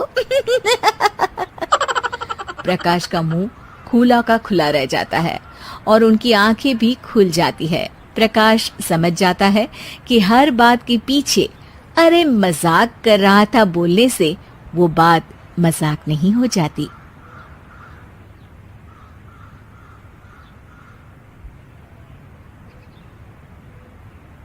काम बिगाड़ा। 3 बहुओं के रवैये से सासू माँ बहुत परेशान थी। दरअसल बात ये थी कि तीनों बहुओं में किसी बात को लेकर अनबन हो गई थी। तब से ही तीनों एक दूसरे से मुंह फुलाए रहती थी। ना कोई सीधे मुंह किसी से बात करती, ना किसी का कहना मानती। पड़ोसी भी इस बात को जानते थे और जाने कैसे कैसे बातें भी करते। इसीलिए सासू माँ ने तीनों बहुओं को तुरंत अपने कमरे में बुलाया। मैं कई दिनों से देख रही हूँ, तुम तीनों अलग अलग सारे काम कर रही हो। ये सब नहीं चलेगा, तीनों को मिलकर ही काम करना पड़ेगा। सास की बात सुनकर एकदम से बड़ी बहू बोल उठती है। नहीं मम्मी जी, मैं इन दोनों के साथ कुछ नहीं कर सकती। मैं इस घर की बड़ी बहू हूँ, फिर भी ये मेरा कहना बिल्कुल भी नहीं मानती। अरे जेठानी जी, जानबूझकर मुझे डबल काम करवाती है आप, और छोटी मुझसे टेढ़े मुंह ही बात करती है। इन दोनों के बीच हमेशा सैंडविच बन जाती है मेरी, और मैं हमेशा आलू की तरह बीच में मसली जाती हूँ। मम्मी जी, इन दोनों को लगता है कि मैं छोटी हूँ तो इनके पैरों तले दब जाऊंगी, लेकिन नहीं, मेरा भी उतना ही अधिकार है जितना इन दोनों का है। बड़ी आई दोनों मेरी चुगली करने के लिए, मुझे क्या कम समझ रखा है। तीनों बहू एक दूसरे से बहस करने लगती है और सास दोबारा ये देखकर टेंशन में आ जाती है और सबसे कहती है, चुप हो जाओ, अब से तुम तीनों सारे काम एक साथ करोगी, आंख बंद करके एक दूसरे की बात सुनोगी। तुम तीनों इस बात को गांठ बांध लो, वरना अगली छुट्टियों में तुम्हारा अपना मायके जाना कैंसिल। सास की बातें सुनकर डर के मारे तीनों हामी भर देती हैं। जी मम्मी जी, मैं समझ गई। हाँ मम्मी जी, जैसा आप कहें। आप जो कहेंगी मैं वही करूंगी। तीनों बहू सास की बात को गांठ बांध लेती है और वादा करती है कि अब से सारे काम वो तीनों एक साथ मिलकर ही करेंगी। ये सब देखकर सास खुश हो जाती है और वहां से चली जाती है। नीचे जाकर वो देखती है कि घर में शर्मा जी आए हुए होते हैं। सास जोर से आवाज लगाकर कहती है, अरे बहू, जरा चाय बनाकर तो लाना, शर्मा जी आए हैं। सास की बात सुनकर तीनों बहू तुरंत किचन की ओर भागती है और चाय बनाना शुरू कर देती है। मुझे तो एकदम मसाले वाली कड़क चाय पसंद है, तो हम शर्मा जी के लिए मसाले वाली चाय ही बनाएंगे। अरे नहीं दीदी, गर्मी के मौसम में मसाला चाय कौन पीता है? मैं तो शर्मा जी के लिए इलायची वाली चाय ही बनाऊंगी। ये कैसी बात कर रही हैं आप दोनों? मेरी मम्मी ने सिखाया है कि मेहमान को ज्यादा दूध और शक्कर वाली चाय देनी चाहिए, वरना वो घर वालों को कंजूस समझते हैं। तो मैं तो शर्मा जी को ऐसी ही चाय दूंगी। तीनों बहुएं अपने अपने तरीके से चाय में शक्कर, मसाला, पत्ती सब डाल देती है। उबलने के बाद तीनों मिलकर चाय बाहर लेकर जाती है और शर्मा जी और सासू माँ को देती हैं। चाय पीने के बाद शर्मा जी सासू माँ को देखकर शर्मा जाते हैं और शर्मिंदा महसूस करते हैं कि आखिर उन्होंने चाय पीने के लिए हामी क्यों भरी।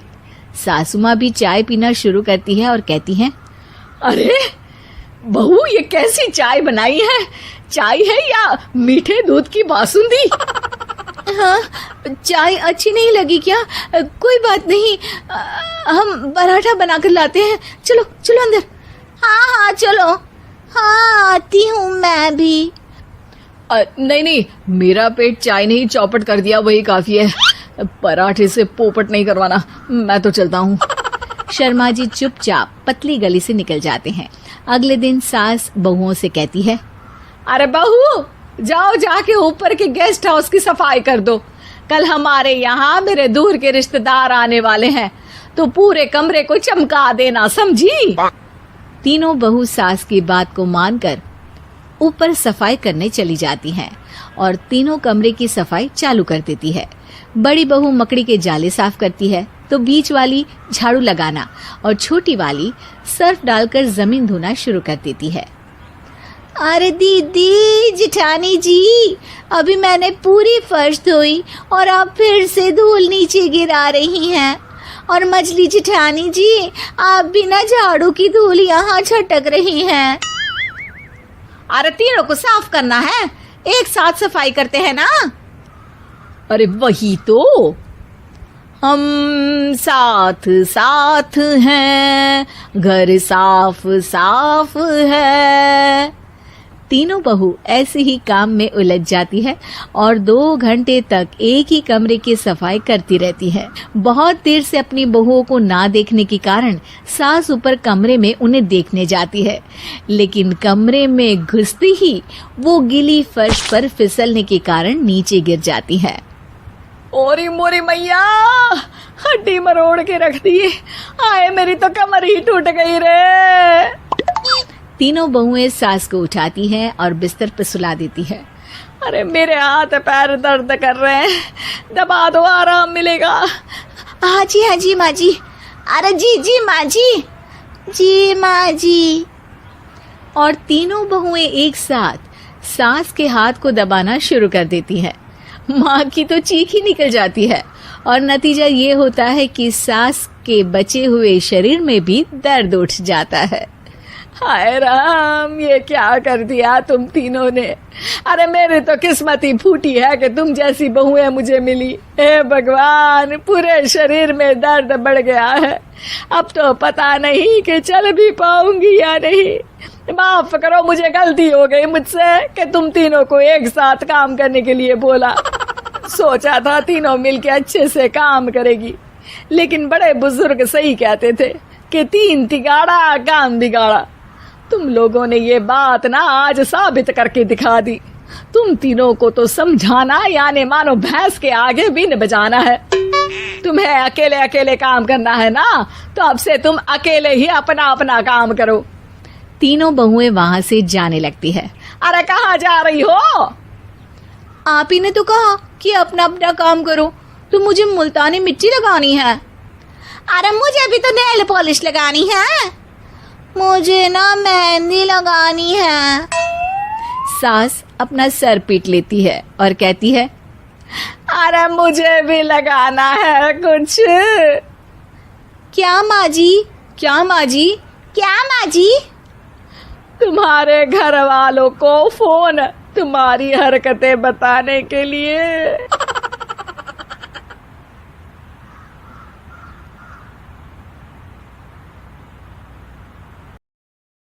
शिल्पा शहर की पढ़ी लिखी और होशियार लड़की है, जिसकी शादी उसके पापा के सालों पुराने वादे की वजह से गांव के विकास से हो जाती है। शिल्पा की सास पुराने ख्यालों की होती है। अरे शहर की हो, इसका मतलब ये नहीं कि जो मन आए करोगी। घर के कुछ नियम है जो तुम्हें भी मानने पड़ेंगे। हाँ मम्मी, मुझे रीति रिवाज से कोई दिक्कत नहीं है, पर ऐसे नियम जिनका कोई मतलब ना बने, वो तो गलत है। हाय, देखो तो, अरे घर आए एक दिन पूरा नहीं हुआ और सास से जुबान लड़ाना भी शुरू। नहीं हो, बहू हो, अपनी हद में रहना सीख लो। हाँ इतने में विकास भी वहां आ जाता है। माँ, मुझे लगता है शिल्पा को घर रहने की जगह दुकान चलना चाहिए। इसकी नई चीजों की समझ और सोच हमारे बिजनेस के लिए बहुत अच्छी रहेगी। बेटे की बात सुनकर माँ को बहुत गुस्सा आ जाता है। अच्छा, अरे बीवी के आते ही तेरे तो सुर बदल गए। अगर ये दुकान जाने लगी तो गांव में क्या इज्जत रह जाएगी हमारी? है लोग क्या कहेंगे? ये कहीं नहीं जाएंगी बस। हाँ माँ के आगे और कुछ बोले बिना विकास वहां से चला जाता है और सास शिल्पा को घर के कामों में लगा देती है। उसी रात विकास और शिल्पा साथ बैठकर बातें कर रहे होते हैं। मम्मी ऐसा क्यों सोचती हैं कि औरतें कुछ नहीं कर सकती, और उन्हें लोगों की इतनी चिंता क्यों है? पापा की डेथ के बाद माँ ने दुकान संभालने की कोशिश की थी, पर लोगों ने उल्टी सीधी बातें सुनाकर उनका आत्मविश्वास इतना गिरा दिया कि वो कुछ कर ही नहीं पाई और सोचने लगी कि शायद औरतें ये सब कर ही नहीं सकती, इसलिए उनसे भी नहीं हुआ। लोगों की यही तो दिक्कत है, उन्हें अपने से ज्यादा दूसरे की जिंदगी में स्वाद आता है। वैसे लोग जिनसे डरते हैं ना, उन्हें ही तोड़ने की कोशिश करते हैं। आप फिक्र मत करो, मम्मी की सोच बदलने का तरीका है मेरे पास। और अगले ही दिन से शिल्पा अपनी सास की सोच बदलने और लोग क्या कहेंगे के डर को खत्म करने की जद्दोजहद में जुट जाती है। मम्मी, आपको पता है गीता, बबीता, अरे जिनके ऊपर दंगल फिल्म भी बनी है। मैं फिल्म बिल में नहीं देखती। हाँ वो हरियाणा की लड़कियां हैं, दोनों रेसलर हैं। उन्होंने जब ये शुरू किया था ना, तो लोगों ने बहुत बातें बनाई, बुरा भला बोला, मजाक भी बनाया, लेकिन उन्होंने ना किसी की सुनी, ना अपने ऊपर से विश्वास खोया और ना ही हार मानी। और देखो आज किस मुकाम पर है। अरे तो ये सब मुझे क्यों सुना रही है? हाँ नहीं नहीं, बस ऐसे ही, हमें अपने आसपास की खबरें तो रखनी चाहिए ना। ऐसा कहकर शिल्पा अपनी सास को सोच में डालकर वहां से चली जाती है। अब शिल्पा हर दिन दुनिया के अगेंस्ट अपनी हिम्मत से सक्सेसफुल बनने वाली लड़कियों की कहानी अपनी सास को सुनाने लगती है। इसी तरह कुछ समय बीत जाता है। और माँ, आजकल बहुत चुप चुप रहती हो, सब ठीक तो है ना? बस कुछ सोचती रहती हैं, इसीलिए ज्यादा बोल नहीं पाती। ऐसा क्यों हुआ माँ, कोई दिक्कत है क्या? अरे तेरी पत्नी ही दिक्कत है। मैंने क्या किया? अरे रोज मुझे कुछ समझाने के मकसद से एक नई कहानी सुनाती है, पर खुद नहीं जानती कि मुझे सब पहले से पता है। हाँ तो फिर दिक्कत क्या है माँ? लोग क्या कहेंगे? अरे उनका तो काम ही है कुछ ना कुछ कहना। आप ये सोचो कि उन्हें नजरअंदाज करके हम साथ मिलकर किस ऊंचाई पर पहुंच सकते हैं। बेटे और बहू की बातों से सोच में पड़ी माँ वहां से चली जाती है। अगली सुबह सबसे पहले तैयार सास आवाज लगाकर बेटे और बहू को बुलाने लगती है। अरे कहाँ सोते पड़े हो दोनों? किसी को घर में कोई काम नहीं है का? हाँ सास की आवाज सुन शिल्पा भागती हुई कमरे से बाहर निकल आती है, जिसके पीछे विकास भी बाहर आ जाता है। मम्मी, आप इतनी सुबह तैयार होकर कहाँ जा रही हैं? अरे किसी नई शुरुआत से पहले भगवान का आशीर्वाद बनता है या नहीं? मैं सीधा दुकान जाऊंगी, तुम काम निपटा कर आ जाना है। सास की बात सुन शिल्पा और विकास खुशी से फूले नहीं समाते। ये हुई ना मेरी माँ वाली बात।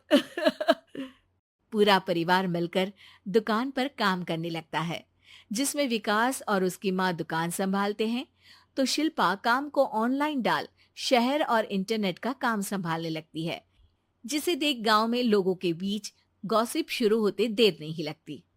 और क्या विकास भाई, अकेले काम संभल नहीं रहा था तो नौकर रख लेते, और तो को यहाँ लाने की क्या जरूरत थी। इन्हें घर में जो काम बोलो वो तो सही से करती नहीं, यहाँ आकर तो तुम्हें डुबा ही देंगी। अरे भाई साहब, अगर आपके घर की औरतें सही से काम नहीं करती ना तो हमें उससे कोई लेना देना नहीं। यहाँ आपकी पंचायत के लिए किसी के पास समय नहीं है। हाँ, करारा जवाब सुन बातें सुनाने आए लोग मुंह लचकाए उल्टे पैर वापस चले जाते हैं। वाह मम्मी, ये तो अब दोबारा कभी भूल कर भी यहाँ नहीं आएंगे। I am so proud of you. अरे बहुत हुआ, हाँ काम पर लगो चलो। तीनों आपस में काम बांटकर अपने अपने काम पर लग जाते हैं। इसी तरह दिनों के साथ महीने बीतते हैं, जिसमें शिल्पा की पढ़ाई, विकास की मार्केट स्किल और सास की फाइनेंशियल मैनेजमेंट से उनकी दुकान बहुत अच्छा बड़ा बिजनेस बन जाता है, जो गांव के साथ साथ शहर में भी अच्छा खासा मशहूर हो जाता है। अरे सच ही कहते थे तुम दोनों, लोगों का तो काम ही होता है कहना। अब हमें सुनना है या नजरअंदाज करना है वो तो हमारे ऊपर है। हाँ, आपकी शुरुआत में गालियां और आसमान छूने पर तालियां, ऐसे लोगों का तो काम ही है पलटना। इनकी बातों से हमें कभी अपनी राह बदलनी नहीं चाहिए, बल्कि अगर बातें बन रही है तो समझ जाओ कि रास्ता सही है।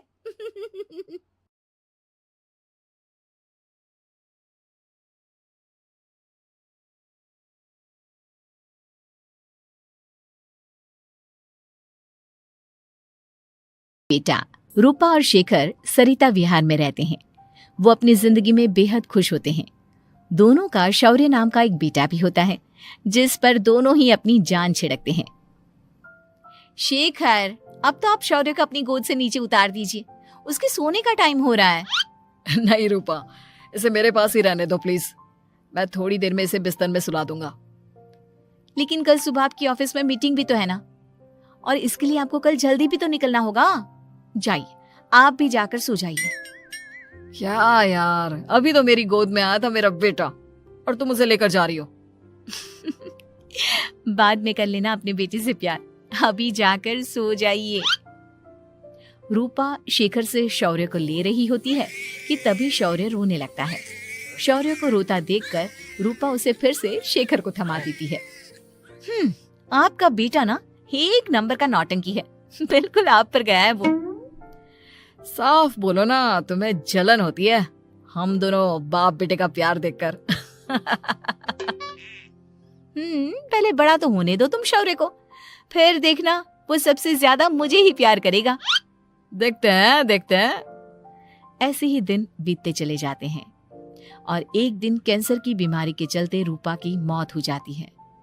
अब शौर्य 3 साल का हो चुका होता है, जिसके कारण उसकी दादी शेखर पर दूसरी शादी का दबाव बनाने लगती है। शेखर, शौर्य अभी बहुत छोटा है और उसे इस समय एक माँ के प्यार की बहुत जरूरत है। माँ, मुझे दूसरी शादी नहीं करनी। क्या पता जो दूसरी औरत आएगी वो मेरे बेटे को एक माँ का प्यार दे या ना दे। तो रूपा की छोटी बहन वैशाली से ही शादी क्यों नहीं कर लेता? वो तो शौर्य को एक माँ का प्यार पूरा दे सकती है ना।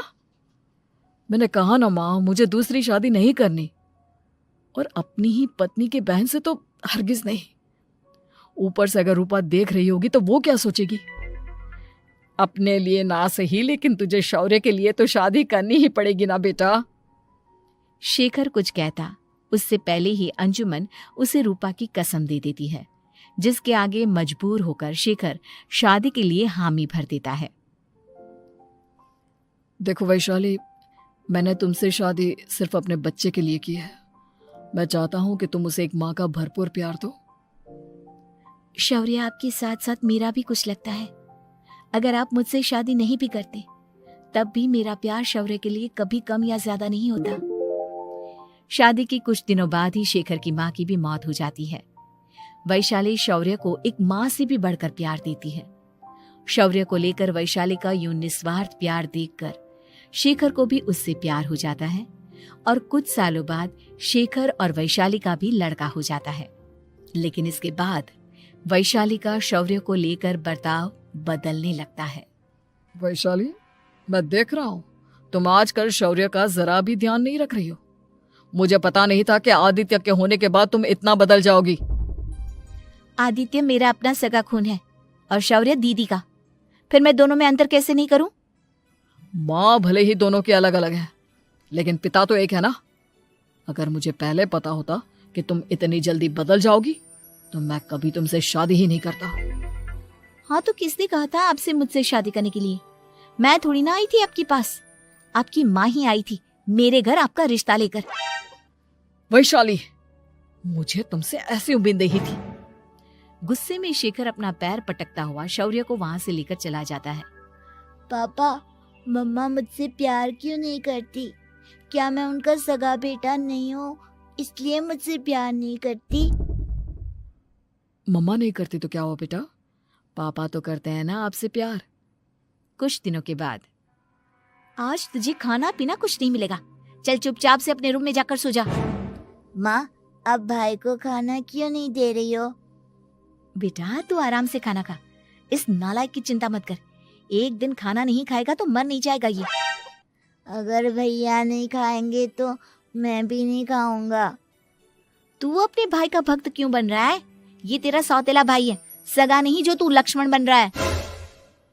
माँ, आपको इतना भी नहीं मालूम? श्री राम और लक्ष्मण सगे भाई नहीं थे। श्री राम माता कौशल्या और लक्ष्मण माता सुमित्रा की कोख से जन्मे थे। दोनों के सिर्फ पिता एक थे लेकिन माँ अलग थी। मुझे ज्यादा ज्ञान देने की जरूरत नहीं है, ये सतयुग और त्रेता युग नहीं है, समझे? आया बड़ा भाई का चमचा।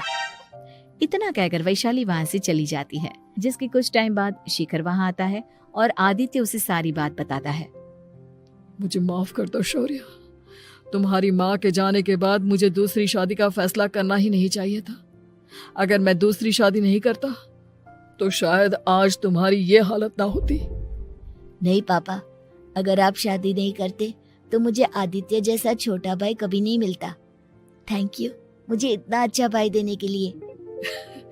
तुम दोनों हमेशा ऐसे ही साथ रहना, फिर कोई भी तुम दोनों का कुछ नहीं बिगाड़ पाएगा। चलो, मैं तुम दोनों को आइसक्रीम खिला कर लाता हूँ, बहुत भूख लग रही है ना। शेखर शौर्य और आदित्य को आइसक्रीम दिलाने लेकर जाता है। वो दोनों को पार्क में खड़ा करके आइसक्रीम लेने जा ही रहा होता है, तभी तेज रफ्तार से आती हुई एक गाड़ी उसे कुचल देती है और उसी पल शेखर की मौत हो जाती है, जिसके बाद शौर्य की जिंदगी नर्क से भी बदतर हो जाती है। सुन रे चिरकुट, इस घर के किसी भी सामान को मेरी मर्जी के बगैर हाथ मत लगाना। इन सब पर अब तेरा कोई हक नहीं है, समझा? ठीक है माँ, मैं आपकी इजाजत के बगैर किसी चीज को हाथ नहीं लगाऊंगा। चल जाकर अब पूरे घर की सफाई कर। महज 7 साल का शौर्य वैशाली के कहने पर अपने नन्हे नन्हे हाथों से पूरे घर की सफाई करने लगता है। ऐसे ही दिन बीतने लगते हैं, लेकिन मासी से माँ बनी वैशाली को उस मासूम से बच्चे पर जरा भी तरस नहीं आता। क्यों शौर्य, ये घर में इतनी गंदगी कैसे हो रही है? ढंग से सफाई नहीं की है क्या तूने? माँ, मैंने तो अच्छे से सफाई की थी, लेकिन आदित्य बार बार इधर उधर चलकर गंदा कर देता है। अच्छा, खुद से एक काम ढंग से नहीं होता और अपनी गलतियों का जिम्मेदार मेरे बेटे को ठहराता है। इतना कहकर वैशाली बांस का डंडा उठाकर शौर्य को जोर जोर से मारने लगती है। तभी वहां वैशाली के मायके वाले भी आ जाते हैं और उसकी सारी करतूतें देख लेते हैं। माँ, मैं ऐसा क्या करूं जिससे आप मुझे भी आदित्य के जितना प्यार करोगी? बोलिए ना माँ, मेरे क्या करने से आपके अंदर मेरे लिए ममता जागेगी? वैशाली शौर्य की एक नहीं सुनती, उसके ऊपर डंडे बरसाती जाती है। हद पार होते देख वैशाली की माँ उसका हाथ पकड़ती है और जोर से उसे थप्पड़ मारती है। यही सब करने के लिए तूने दामाद जी से शादी की थी? हमने सपने में भी तुझसे ऐसी हरकत की उम्मीद नहीं की थी। तू माँ नहीं, माँ के नाम पर एक धब्बा है। बस कीजिए माँ। आदित्य के इस दुनिया में आने से पहले मैंने इसे बहुत प्यार किया था, लेकिन अब जब मेरी खुद की औलाद है तो मैं किसी और के बच्चे से प्यार क्यों करूं? अरे नालायक औरत, जिसे तू किसी और का बच्चा कह रही है वो तेरी खुद की सगी बहन का बच्चा है। बहन है तो क्या हुआ, मेरे अपने बच्चे से बढ़कर तो नहीं हो सकता ना ये कभी। अगर यही बात थी तो तू हमें पहले बता देती, हम शौर्य को अपने साथ ले जाते। उसे इस तरह प्रताड़ित करने की क्या जरूरत थी? अगर आपको लेकर जाना है ना तो ले जाइए इसे, मैं नहीं रोकूंगी। नहीं माँ, मुझे कहीं नहीं जाना, मुझे आपके साथ ही रहना है। मैं तेरी कोई माँ बाबा नहीं हूँ, तेरी माँ मर चुकी है, समझा? अब निकल जा मेरे घर से। माँ आप बहुत गंदी हो, मुझे भी नहीं रहना आपके साथ, मैं भी भाई के साथ ही जाऊंगा। अरे तू क्यों जाएगा, तू तो मेरा सगा बेटा है, जाने दे इसे। हम यहाँ ऐश से रहेंगे, तुम्हारे पापा बहुत सारी जमीन जायदाद छोड़ गए हैं तुम्हारे लिए। नहीं माँ, मुझे भाई के साथ जाना है। आप अच्छी नहीं हो, आप बहुत बुरी हो, आप भाई को बहुत परेशान करती हो। देख वैशाली, तुझसे ज्यादा समझ तो इस मासूम बच्चे में है। ये तेरे बुरे कर्मों का ही नतीजा है, जो आज तेरी सगी औलाद खुद से तुझे ठुकरा रही है। आदित्य, तुझे इस शौर्य ने भड़काया है ना मेरे खिलाफ? नहीं माँ, मुझे किसी ने भड़काया नहीं, पर मैं सब देखता हूँ, सब समझता हूँ। भाई बहुत अच्छा है, वो आपकी जैसा नहीं है। चलिए नानी। इतना कहकर वैशाली के मायके वाले आदित्य और शौर्य को अपने साथ ले जाते हैं और इस तरह वैशाली बड़े से घर में अकेली पड़ जाती है। दो दो बेटों के होते हुए भी आज उसे माँ कहकर बुलाने वाला कोई नहीं होता।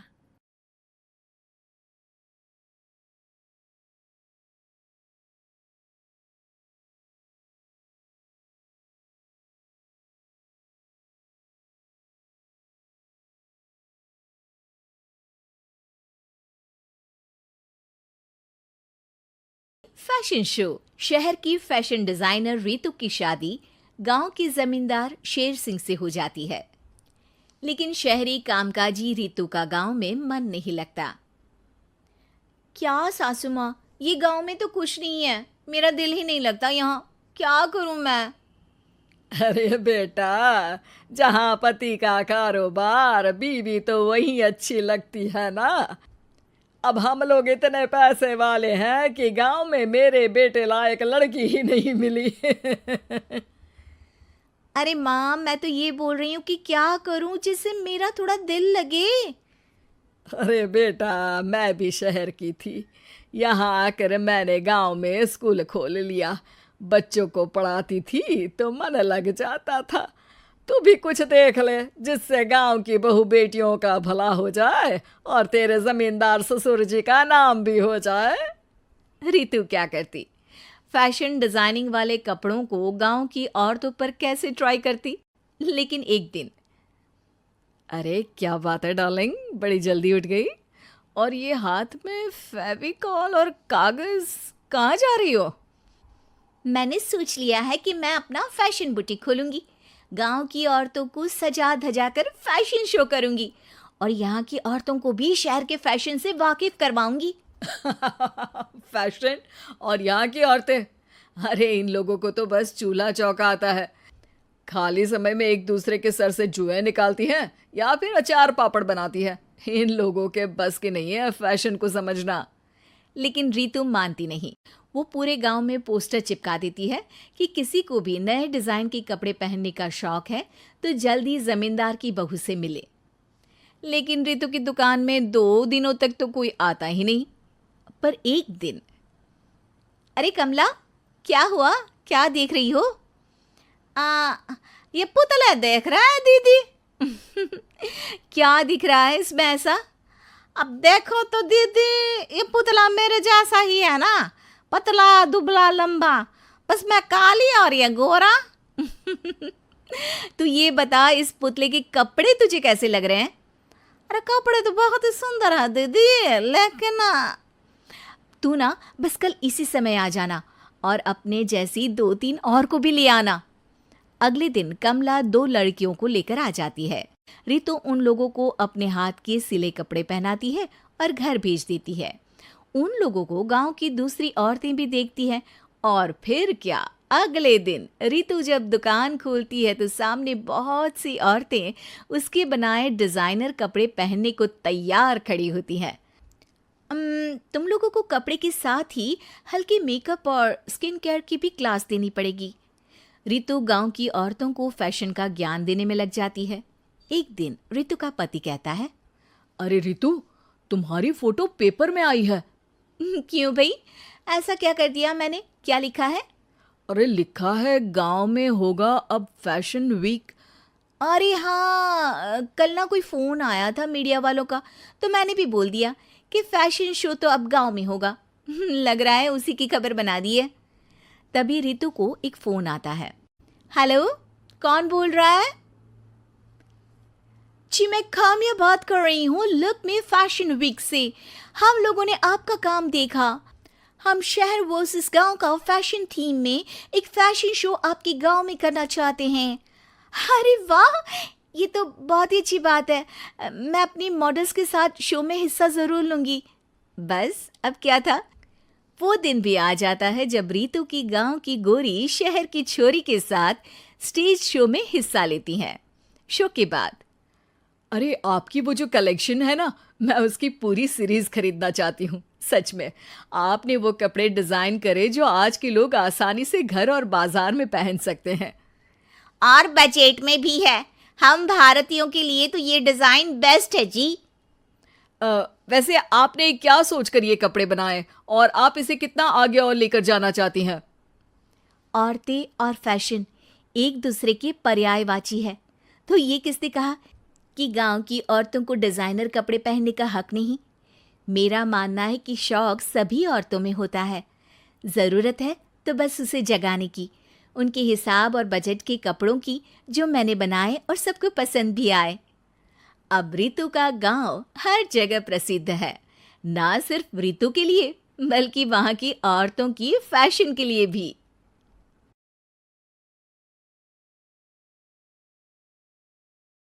माइका।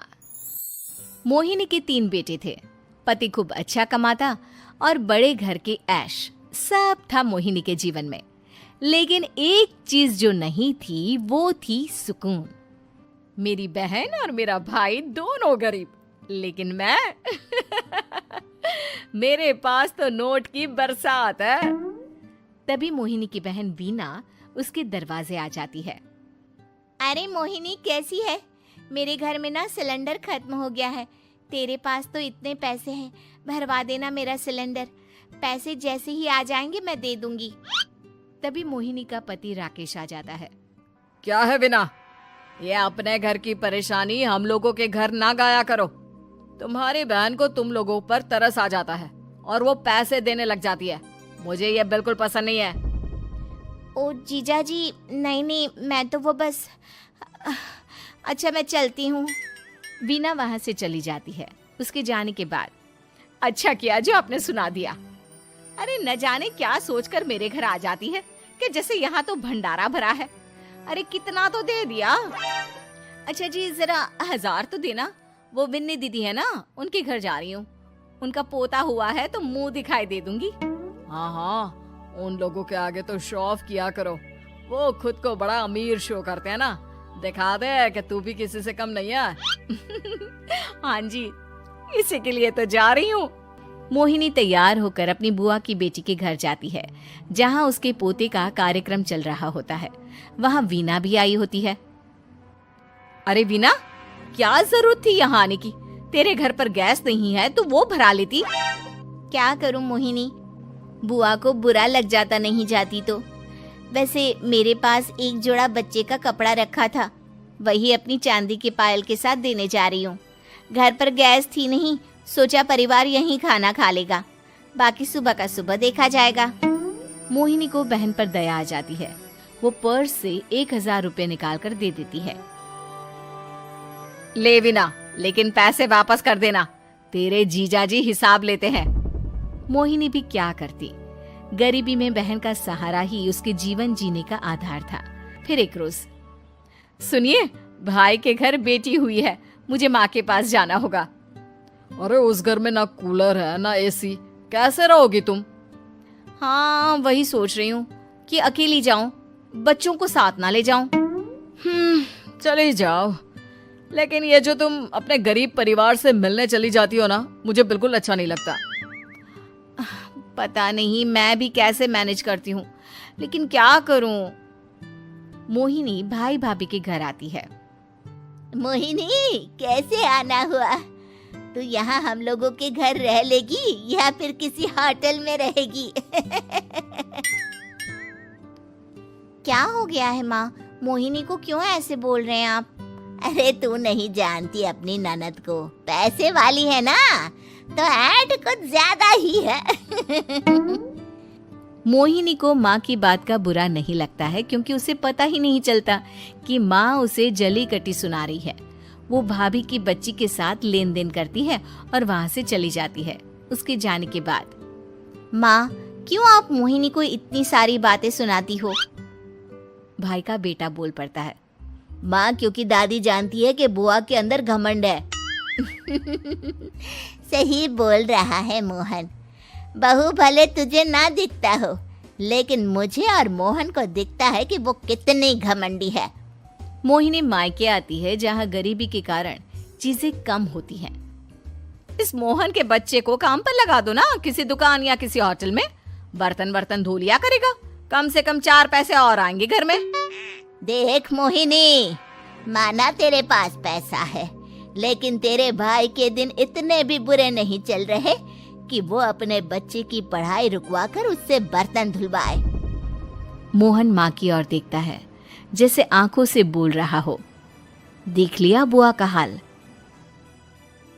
हाँ मोहिनी, बात तो सही है, लेकिन अभी मोहन को पढ़ना है। आखिर तुम भी तो अपने दोनों बेटों को पढ़ा रही हो ना। मेरे बेटों से कैसे कंपेयर कर सकती हैं आप? अरे वो तो कलेक्टर बनेंगे। हाँ, कल को वो मोहन को नौकरी में रख लेंगे, क्यों? मोहिनी कुछ दिन और रहकर चली जाती है। धीरे धीरे दिन बीतता है। मोहन बड़ा होता है और कड़ी मेहनत से सफल भी हो जाता है। मोहिनी, माँ के जाने के बाद तो तुमने भाई भाभी के घर जाना छोड़ ही दिया, क्यों? वो क्या है ना, उन लोगों का घर छोटा है, मेरे बच्चे जाना ही नहीं चाहते। पर तुझे क्यों अचानक मायके की बात याद आ गई? यार, मेरा तो मायका है, भाई भाभी है, मेरा तो आना जाना लगा ही रहता है। हाँ, क्योंकि तुझे आदत है ना ऐसे छोटे से घर में और कम पैसे में रहने की। वैसे क्या खबर है आजकल मायके की अपने? अब वो घर छोटा और कम पैसे का नहीं रहा, क्योंकि मोहन तो बहुत बड़ा आदमी बन गया है। फिर क्या? मोहिनी भाभी को फोन करती है। मोहन किसी बड़ी कंपनी का मैनेजर हो गया है क्या भाभी? क्या ये सच है? हाँ मोहिनी दीदी, अब तो हम लोगों के गरीबी के दिन कट गए। आपके भाई ने कोई अच्छे कर्म किए होंगे, जो हम लोगों का बेटा इतना अच्छा कमा रहा है। देख लो भाभी, पहले भी आपने कई गलतियां की थी, आप थोड़ा संभल कर चलना। भाभी को मोहिनी की बात समझ में नहीं आती कि वो क्या कहना चाहती है। फिर एक दिन वीना मोहिनी से कहती है, मोहिनी, हमारा भतीजा मोहन अच्छा कमा रहा है, क्यों ना मैं अपने बेटे की नौकरी के लिए उससे बात करूं? अरे बुआ का बेटा है, ये सोचकर मदद तो करेगा ना। हाँ हाँ, क्यों नहीं करेगा, उसके बुरे दिन में तो हम भी खड़े थे। मोहन को वीना फोन करती है और अपने बेटे की मदद करने की बात करती है। हाँ हाँ बुआ, क्यों नहीं, आप सिद्धार्थ को भेज दें, मैं अपनी ही कंपनी में उसकी नौकरी करवा देता हूँ। दिन बीतते हैं, अब वीना के हालात भी अच्छे हो जाते हैं। क्या बात है वीना, तूने भी कार ले ली, वो भी इतनी अच्छी? हाँ मोहिनी, अपने भतीजे के कारण तो हम लोगों के दिन अच्छे हो गए। उसने सिद्धार्थ की नौकरी लगवा दी है, वो भी शानदार। ठीक है, लेकिन पैसे ख्याल से खर्च करना।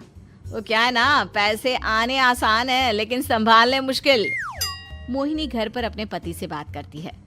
देखो ना, सबके पास पैसे हैं। एक वक्त था जब मैं ही अमीर हुआ करती थी। लगता है कि ज्यादा दिन नहीं रह पाओगी। मेरी नौकरी को कुछ साल ही बचे हैं और तुम्हारे दोनों लड़के निकम्मे हैं। उन लोगों को बोलो ना कि नौकरी करे। तभी वहां मोहिनी के बेटे भी आ जाते हैं। अरे हमें क्या मोहन समझा है जो दिन रात गधे की तरह काम करते रहे? खैर, दिन फिरते हैं और मोहिनी के पति की नौकरी भी खत्म हो जाती है। मोहिनी क्या करे, थोड़े से पैसे में गुजारा नहीं हो रहा है। तो क्या करें, मेरी समझ में कुछ नहीं आ रहा। मोहन को बोलो ना कि वो इन दोनों के लिए नौकरी देखे, जैसे सिद्धार्थ के लिए नौकरी देखी है।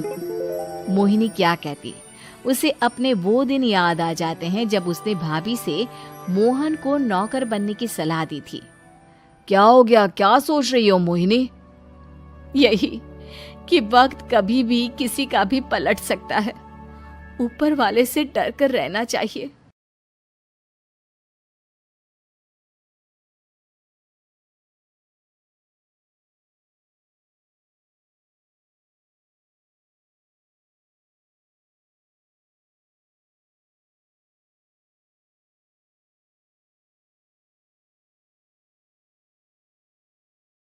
रोहित की दीदी समीक्षा की शादी अर्पित से हुई थी। रोहित 20 साल का था, जो कि अपना पूरा दिन मोबाइल पर ही निकालता था। कभी पबजी खेलता तो कभी यूट्यूब चलाता। एक दिन अर्पित और समीक्षा के मम्मी पापा से मिलने आते हैं और देखते हैं कि रोहित मोबाइल से हटने को तैयार ही नहीं है। अरे रोहित, तुम्हारी तो आईआईटी की परीक्षा है ना, तुम तैयारी नहीं कर रहे हो परीक्षा की? वो सब तो मोबाइल पर ही हो जाएगा। ये देखिए, ये है गूगल, इससे जो भी पूछो वो सब बता देता है। तो आखिर कागज क्यों बर्बाद करूं? अरे पर तुम इन प्रश्नों की तैयारी बिना लिखोगे कैसे? उसमें क्या है, ये देखिए नोटपैड, बिल्कुल कॉपी जैसा है, इसी पर कर लूंगा। हम जब तुम्हारी उम्र के थे तब हम दोस्त मिलकर प्रश्न हल किया करते थे। उससे हमारी हैंडराइटिंग की भी प्रैक्टिस हो जाती थी और समय का भी अंदाजा लग जाता था। और फिर साथ में हम एक दूसरे की मदद भी कर देते थे अगर कोई अटक जाए तो। आपका जमाना अलग था जीजा जी, अभी जमाना फास्ट और स्मार्ट हो गया है। जमाना क्या, अब तो फोन भी स्मार्ट हो गया है। समय के साथ बदलना पड़ता है जीजा जी। अब बस भी कीजिए, आप हर चीज को लेक्चर में बदल देते हैं। रोहित अच्छा कर लेता है परीक्षा में। इतने में अर्पित के सास ससुर जी आ जाते हैं हॉल में और अर्पित इस बारे में बात नहीं करता। हालांकि अर्पित को लगता तो है कि पूरी तरह मोबाइल पर लगे रहना सही नहीं है, पर वो इस बात को और नहीं छेड़ता। ऐसे ही 2 दिन निकल जाते हैं। समीक्षा, मुझे काम से फोन आया था, मुझे वापस काम पर लौटना पड़ेगा। पर हमें आए हुए तो 2 ही दिन हुए हैं, अभी चले गए तो माँ और पापा को अच्छा नहीं लगेगा ना। अच्छा ठीक है, तुम रुक जाओ, मैं काम खत्म करके फिर लौट आऊंगा। एक काम कीजिए ना, परसों रोहित भी परीक्षा के लिए निकलेगा, आप उसी के साथ निकल जाना। दोनों वैसे भी बात नहीं करते, साथ में जाएंगे तो हो सकता है आप लोग आपस में बातचीत भी करने लग जाओ। ठीक है, मैं काम को 2 दिन टाल सकता हूँ। उसी रात जब सब खाना खाने बैठे थे तो अर्पित अपने जाने की खबर बाकी लोगों को बताता है। मुझे काम के लिए वापस जाना होगा। अरे बेटा, पर अभी तो तुम आए हो, इतनी जल्दी चले जाओगे? नहीं माँ जी, समीक्षा यहीं रहेगी और मैं जल्दी काम खत्म करके वापस आ जाऊंगा। ठीक है, काम भी जरूरी है। वैसे कब निकलोगे बेटा? 2 दिन में। मैंने सुना है कि उस दिन रोहित को भी परीक्षा के लिए जाना है, तो कल मैं दोनों की टिकट करा लेता हूँ बुक। मेरी टिकट रहने दीजिए जीजा जी, मैं तो फोन से ही करवा लूंगा। हाँ, पर कोई दिक्कत हो गई तो? अरे कोई दिक्कत नहीं होती जीजा जी, फोन सब कर सकता है। हमारे फोन के रिचार्ज से लेकर टीवी का रिचार्ज सब रोहित यही फोन से बैठे बैठे कर देता है। अब ये नई चीज तो हमारे समझ के परे है, पर अच्छा है कि रोहित जानता है। हमारी मेहनत इतनी कम हो गई भाई। हाँ, पर अगर टिकट नहीं मिली तो? अर्पित की बात पूरी होने से पहले ही बिजली चली जाती है। अरे ये क्या हो गया, आपने बिजली का बिल भर तो दिया था ना? अरे नहीं, मैं तो भूल गया था। अरे टेंशन मत लो माँ। देखा जीजा जी, आप बिजली का बिल भी भर सकते हो, समय बदल गया है। एक बार फिर अर्पित इस बात पर बहस नहीं करता। अगले दिन जाकर अपनी टिकट करवाता है और पैकिंग कर रहा होता है जब शाम को अचानक से रोहित के चिल्लाने की आवाज आती है। नहीं, प्लीज प्लीज हो जा, ऐसा मत कर यार, प्लीज हो जा। अरे क्या हो गया रोहित? दीदी, सर्वर हैंग हो गया, मेरी टिकट नहीं हो पाई दीदी। क्या मतलब टिकट नहीं हो पाई? इतने में वहां रोहित के मम्मी और पापा भी आ जाते हैं। अरे क्या हो गया? माँ, मेरा टिकट नहीं हो पाया, सर्वर डाउन हो गया। अरे पर तूने तो बोला था कि हो जाएगा। हो जाता है, पर अब क्या करूं, ये क्या हो गया? अब कल की तो कोई बस भी नहीं है, ना ही अब टिकट मिलेगी ट्रेन की कल के लिए। मुझे तो कोई रास्ता नहीं दिख रहा। अब फिर लगता है मेरा ये साल बर्बाद हो जाएगा। घर पर एकदम से दुख का माहौल छा जाता है और सब रोहित को डांटते हैं, पर इतने में अर्पित वहां आ जाता है।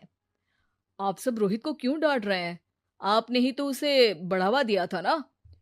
लेकिन इसकी लापरवाही के कारण इसकी परीक्षा छूट जाएगी। इसने तो हमसे कहा था कि टिकट हो जाएंगे।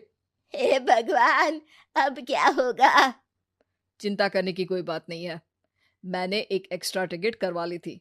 मैं समझता हूं कि मोबाइल हमारा ही काम आसान करने के लिए है, पर उस पर ही पूरी तरह से निर्भर होना तो गलत बात है ना। रोहित टिकट को देखकर बहुत खुश हो जाता है और जोर से जाकर अपने जीजाजी के गले लग जाता है।